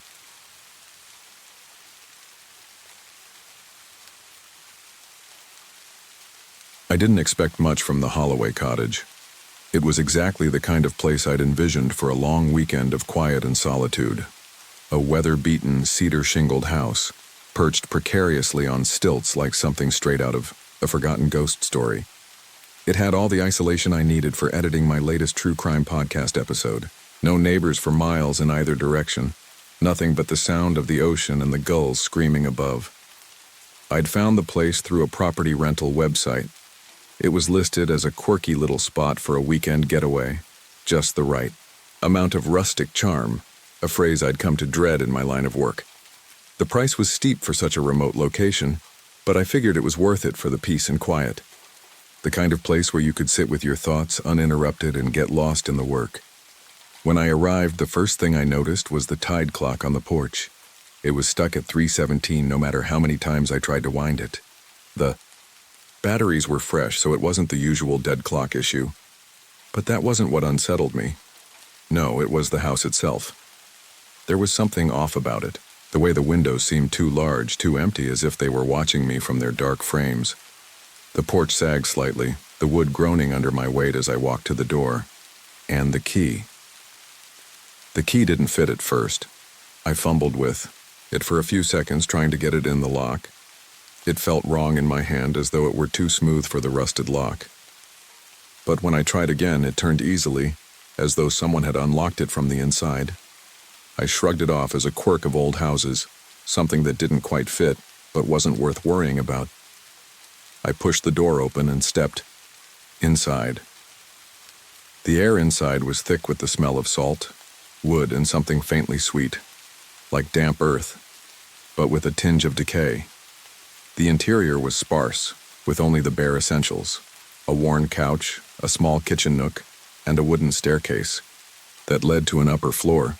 The place had that oppressive stillness to it, like someone had long since walked away but never bothered to clean up. On the wall by the stairs, I noticed a framed sign, yellowed with age, hanging crookedly. It read, "House rules don't answer. The phone after dark. Don't open the basement door during high tide. Don't acknowledge the knocking." I laughed at it, amused by how absurd it seemed. I was used to strange rules. I'd spent years working in strange places for my podcasts, chasing down haunted stories and unsolved mysteries. This was just another stop on the list. A quaint coastal town, a nice house, and an opportunity to work in peace. I set my bags down on the kitchen table, turned on my laptop, and tried to get to work. As the hours passed, though, I found myself distracted by the creaks and groans of the old house, the sound of the wind pushing against the walls, the subtle vibrations under my feet, like the house was breathing.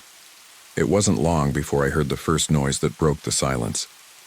It came from the rotary phone in the corner of the kitchen. I hadn't noticed it before, but now that it was there, it seemed to be calling to me. I got up slowly, instinctively reaching for the receiver. The dial tone was faint, distant, almost as though the phone had been left untouched for years. I picked it up. "Hello?" I asked, my voice sounding strange in the quiet room. There was static on the line, followed by a wet, raspy voice. "She's waiting in the cove." I froze. My blood ran cold, but I didn't hang up. I couldn't. Something in me refused to let go of the receiver. The line went dead, and the silence returned. I stood there holding the phone for a long moment, staring at the empty room around me. The hairs on the back of my neck stood on end. I felt it then, the overwhelming sense that I wasn't alone in the house anymore. It was just a phone call, I told myself. A prank.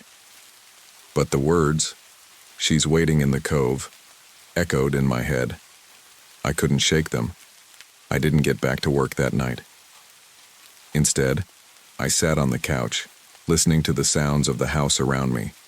The wind, the waves, the distant creak of wood as the house shifted on its stilts. And then, just as I started to nod off, I heard it again. A knock. Soft at first, then louder, more insistent. I held my breath and listened. 3 knocks, sharp and deliberate. The kind of knock that might belong to someone at the door, but there was no one there.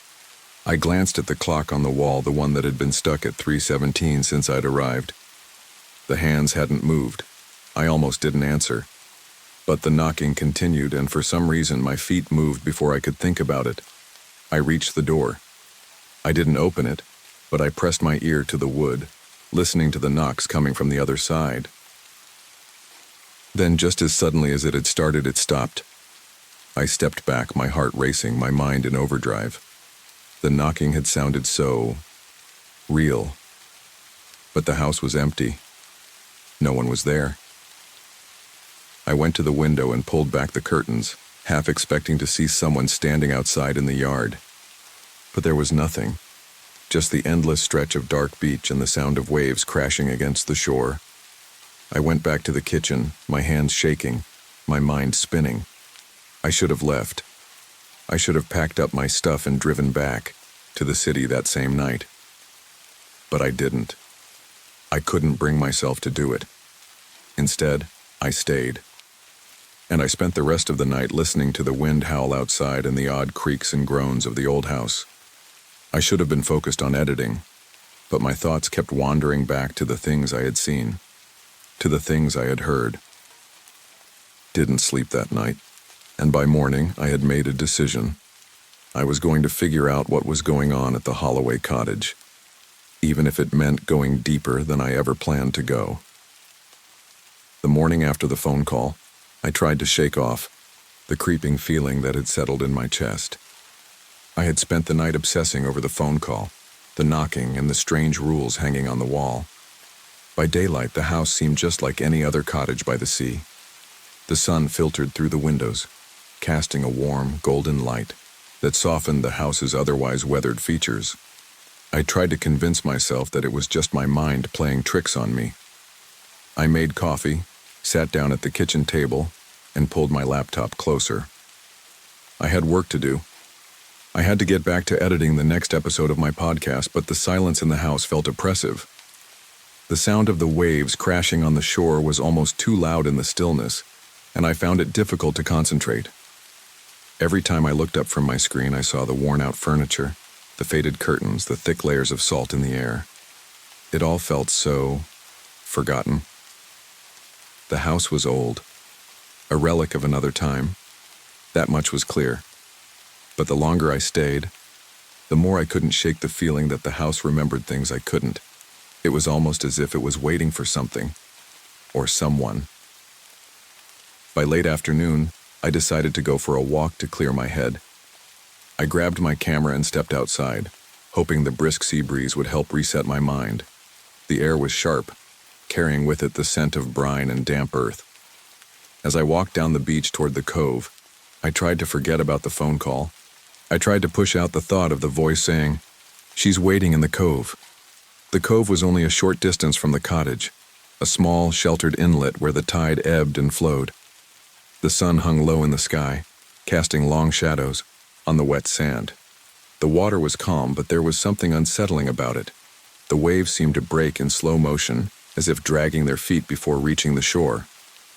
The rocks that lined the cove were slick with seaweed, and I could swear I saw something moving beneath the surface, something that shouldn't have been there. I walked along the water's edge, my camera clicking as I snapped a few pictures. I didn't know what I was looking for, but the rhythmic sound of the ocean calmed my nerves. For a brief moment, I forgot about the rules on the wall, the knocking, the strange phone call. That's when I saw it. A figure, small, almost childlike, standing in the shallows. Its back was to me, and its hair hung in wet strands, glistening like seaweed. I stopped in my tracks, my heart skipping a beat. The figure didn't move. It just stood there, as if waiting for something. I lifted the camera to my eye, and my finger hovered over the shutter button. But then, without warning, the figure turned its head toward me. Its face was a twisted mask of waterlogged flesh. It was the face of a child, but it was distorted, as though the skin had been pulled too tight, the eyes too wide, the mouth too stretched. The eyes were dark, pools of inky blackness, and when it looked at me, I felt a chill crawl down my spine. The moment stretched out unnaturally long, as if time itself had frozen. Before I could move, the figure slowly sank beneath the water. I watched it disappear into the depths, the ripples from its movement fading into the distance. I stood there, paralyzed, my camera hanging limply from my neck. My pulse raced, and I felt a wave of nausea rise in my stomach. The sight of that child's face haunted me, and my mind raced with questions. What was that thing? What did it want? I didn't dare follow it. Instead, I turned quickly, my feet stumbling over the rocks as I made my way back to the cottage. The sun had dipped lower in the sky, and the shadows were growing longer. I needed to get inside. I needed to process what had just happened. But when I returned to the cottage, something was off. The back door was wide open. I froze on the porch, my heart hammering in my chest. The door had been closed when I left, I was sure of it. My breath quickened, and my mind raced through every possibility. Could someone have been here? Had someone broken in? I stepped inside, cautiously, the sound of my footsteps echoing in the empty house. The back door had been left wide open, but there were no signs of forced entry. There was no way anyone could have gotten in without me hearing, especially with how creaky the old floorboards were. Still, I couldn't shake the feeling that someone had been here. Someone had come inside. The floor was covered in sand. Small, wet footprints marked the trail from the door to the basement. The footprints were small, too small to be mine. They looked like children's footprints, their edges blurred as though the water from the beach had followed them inside. I couldn't stop myself from following the trail. The basement door was slightly ajar. The door creaked as I pushed it open, the smell of damp wood and salt water hitting me like a physical blow. I stepped down into the basement, the stairs groaning under my weight. The air was thick down here, heavier than upstairs, and the floor was slick with moisture. I could hear the distant sound of waves crashing against the shore, but it felt muffled, as if the house itself was holding its breath. At the bottom of the stairs, I found the source of the wet footprints. The ground was flooded, a small pool of seawater collecting at my feet. A piece of driftwood lay at the edge of the water, half submerged as though something had dragged it across the floor. There was something else too. A child's doll. Its face was covered in salt, its limbs twisted and broken. Its empty, glassy eyes stared up at me, unblinking. The moment I touched it, the hairs on the back of my neck stood up. It was cold, too, cold. The doll felt like it had been in the water for a long time, and when I turned it over, strands of kelp were tangled in its hair. I dropped it immediately, my stomach turning. What in God's name was going on here? Was this some kind of joke, some kind of prank? But as I looked around the room, I realized something. I wasn't alone anymore. The soft sound of breathing filled the basement. It was faint at first, almost inaudible, but it grew louder. The air around me seemed to thicken, the shadows stretching, in strange ways. I turned around quickly, but there was nothing there. Only the sound of my heart pounding in my chest.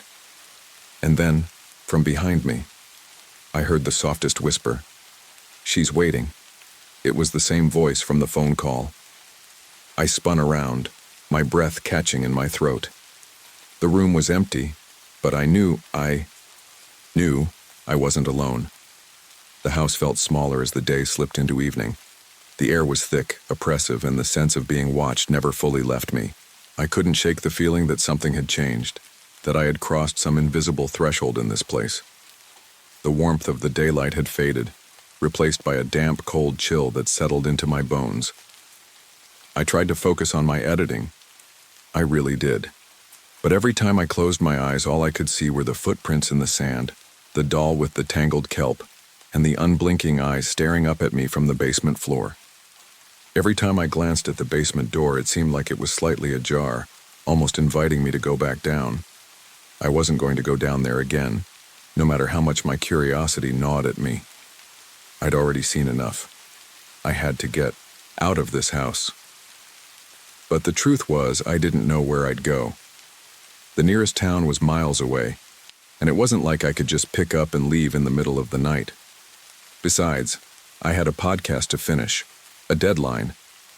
The last thing I needed was to get caught up in some weird local legend. This was just a house, just an old house with creaky floorboards and an odd history, right? I glanced at the clock. 7:32 p.m. The sun had long since set, and the world outside was darkening quickly. The wind picked up again, whistling through the cracks in the window, and the soft sound of the ocean echoed in the background. It was almost soothing until it wasn't. A sound from downstairs broke the quiet. At first it was faint, just a whisper of movement. Maybe it was the house settling, maybe the wind pressing against the wooden beams. But then I heard it again, The unmistakable sound of something scraping against the floor. Slow, deliberate. Not the wind, not the house. This was something else. The hairs on my neck prickled. I had to know what it was. I couldn't just ignore it.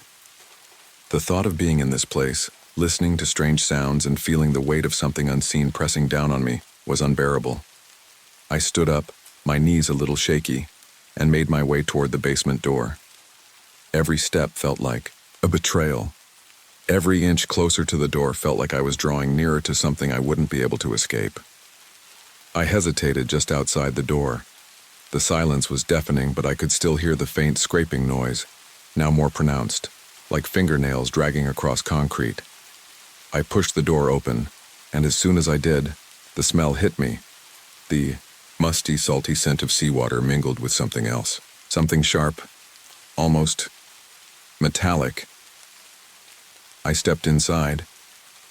The basement looked unchanged from before. The floor was still slick with seawater, and the faint smell of decay lingered in the air. My flashlight flickered as I swept the beam across the room, and that's when I saw it. The source of the noise. A trail of deep, jagged scratches ran across the floor.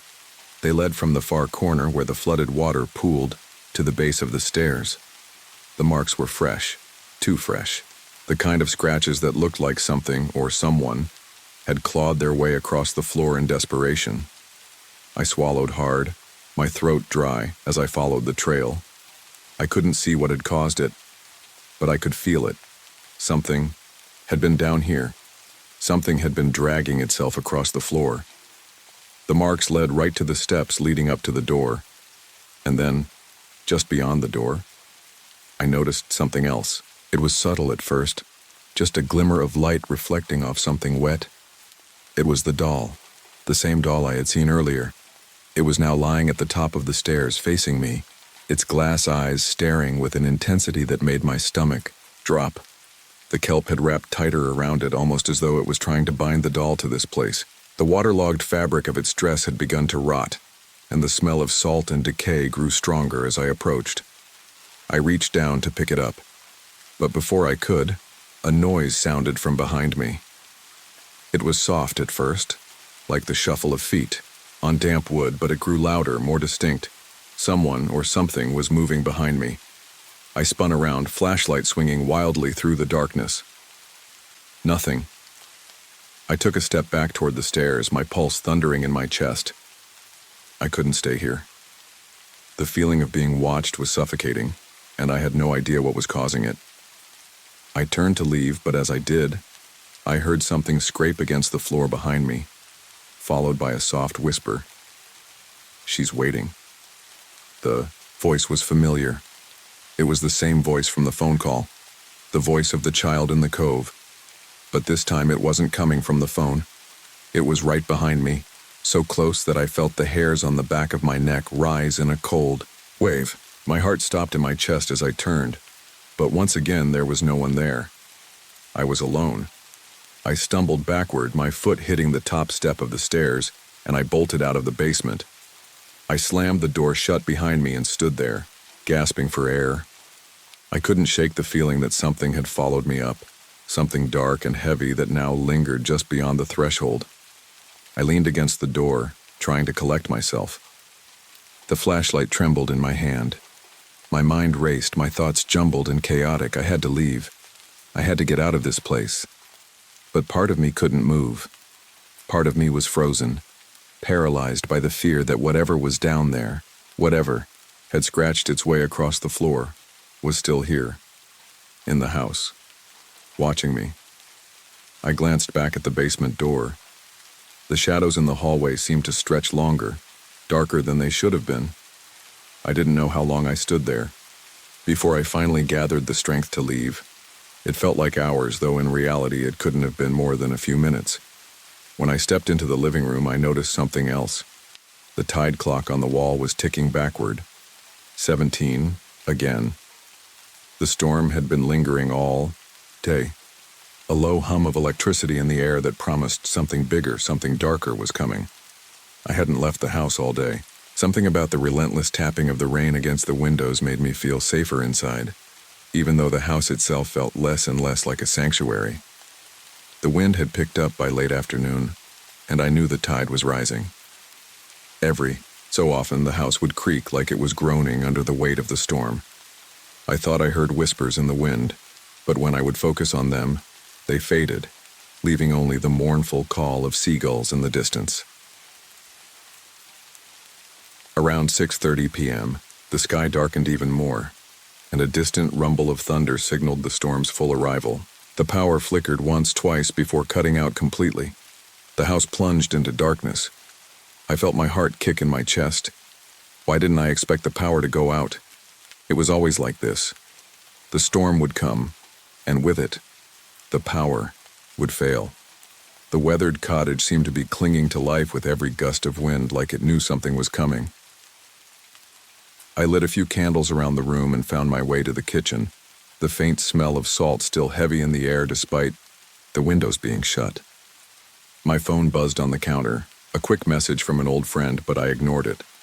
I needed to focus, finish editing.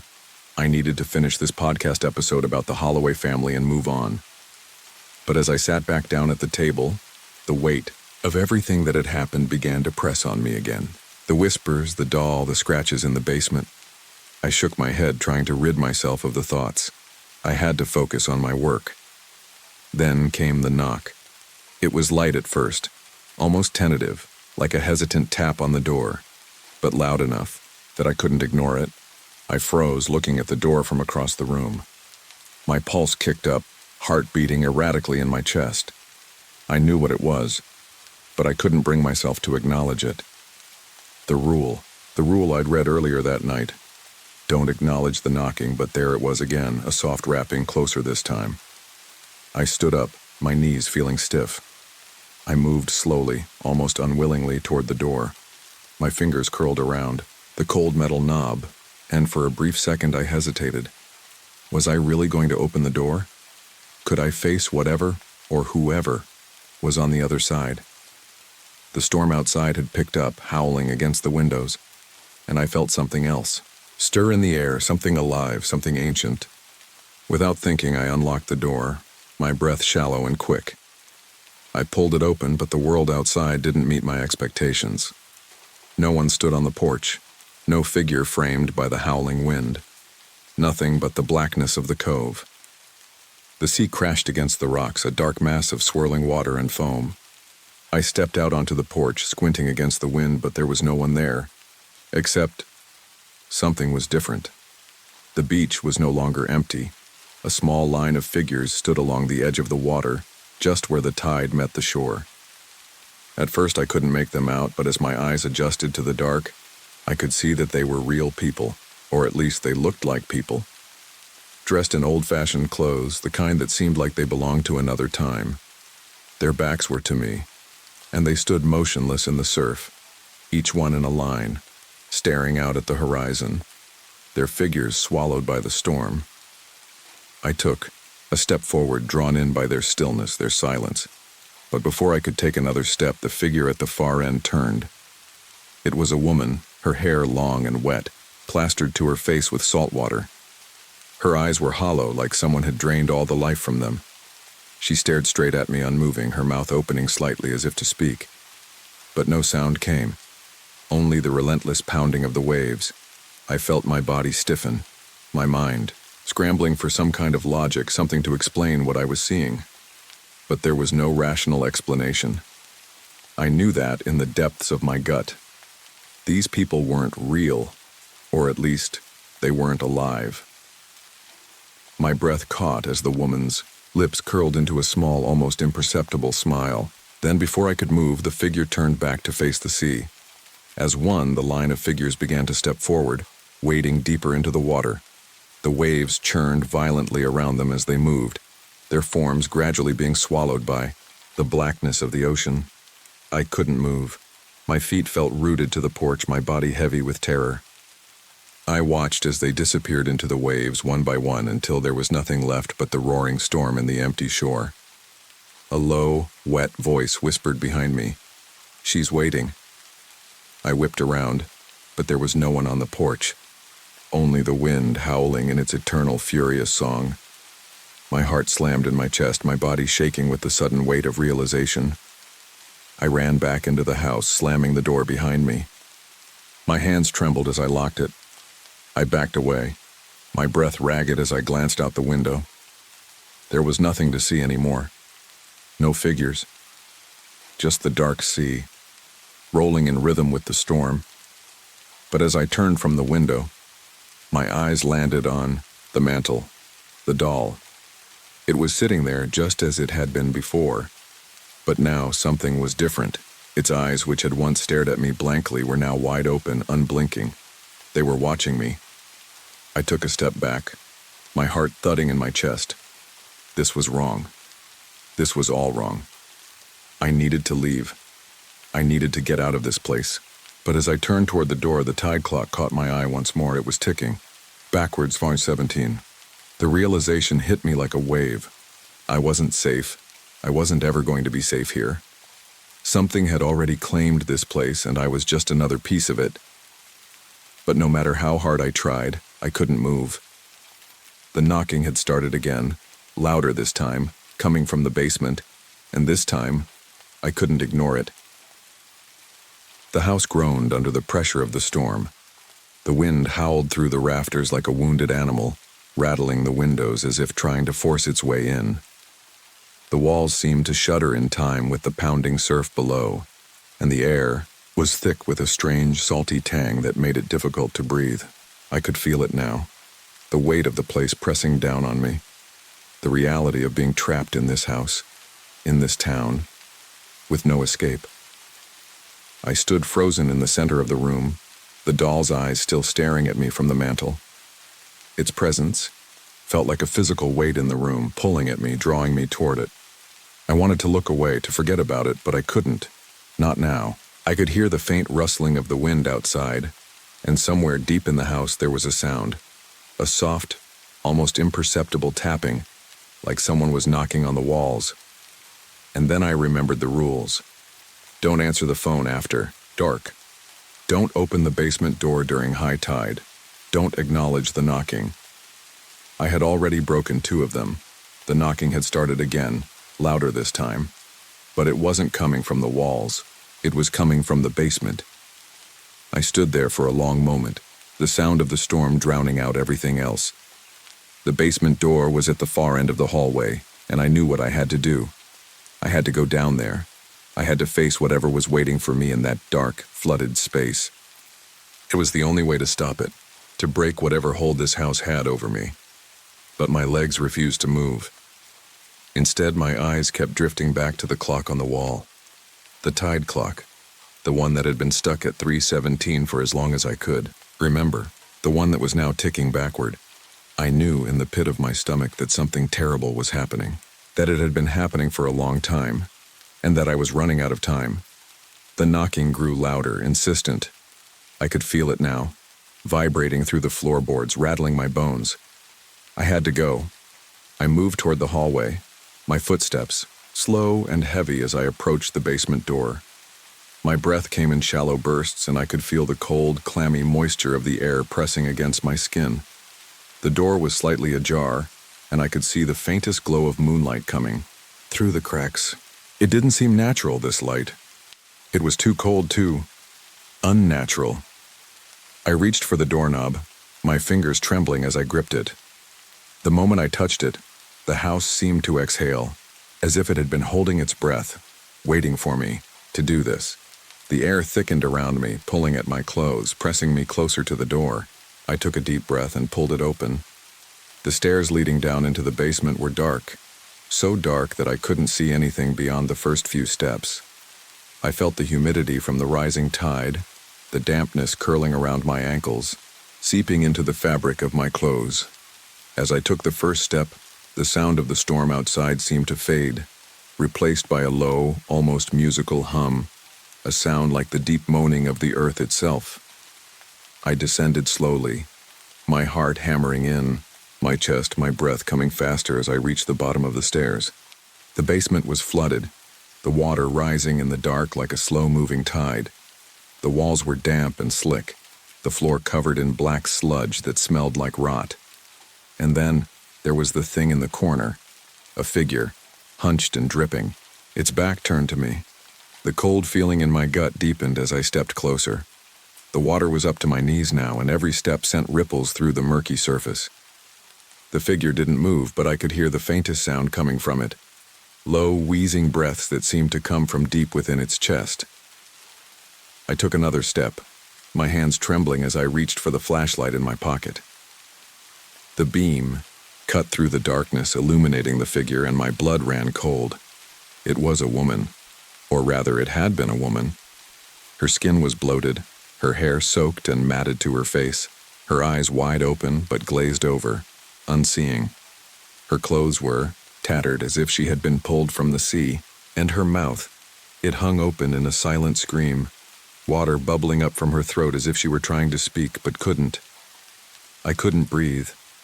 My knees buckled, and I stumbled backward into the wall. My flashlight dropped, and the beam cut across the room, landing on something else in the water.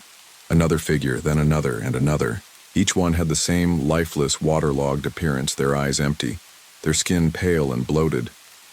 They were all around me, their faces twisted in silent anguish. But there was one more thing. One thing that stood out among all the others. In the center of the room, standing motionless in the water, was a little girl.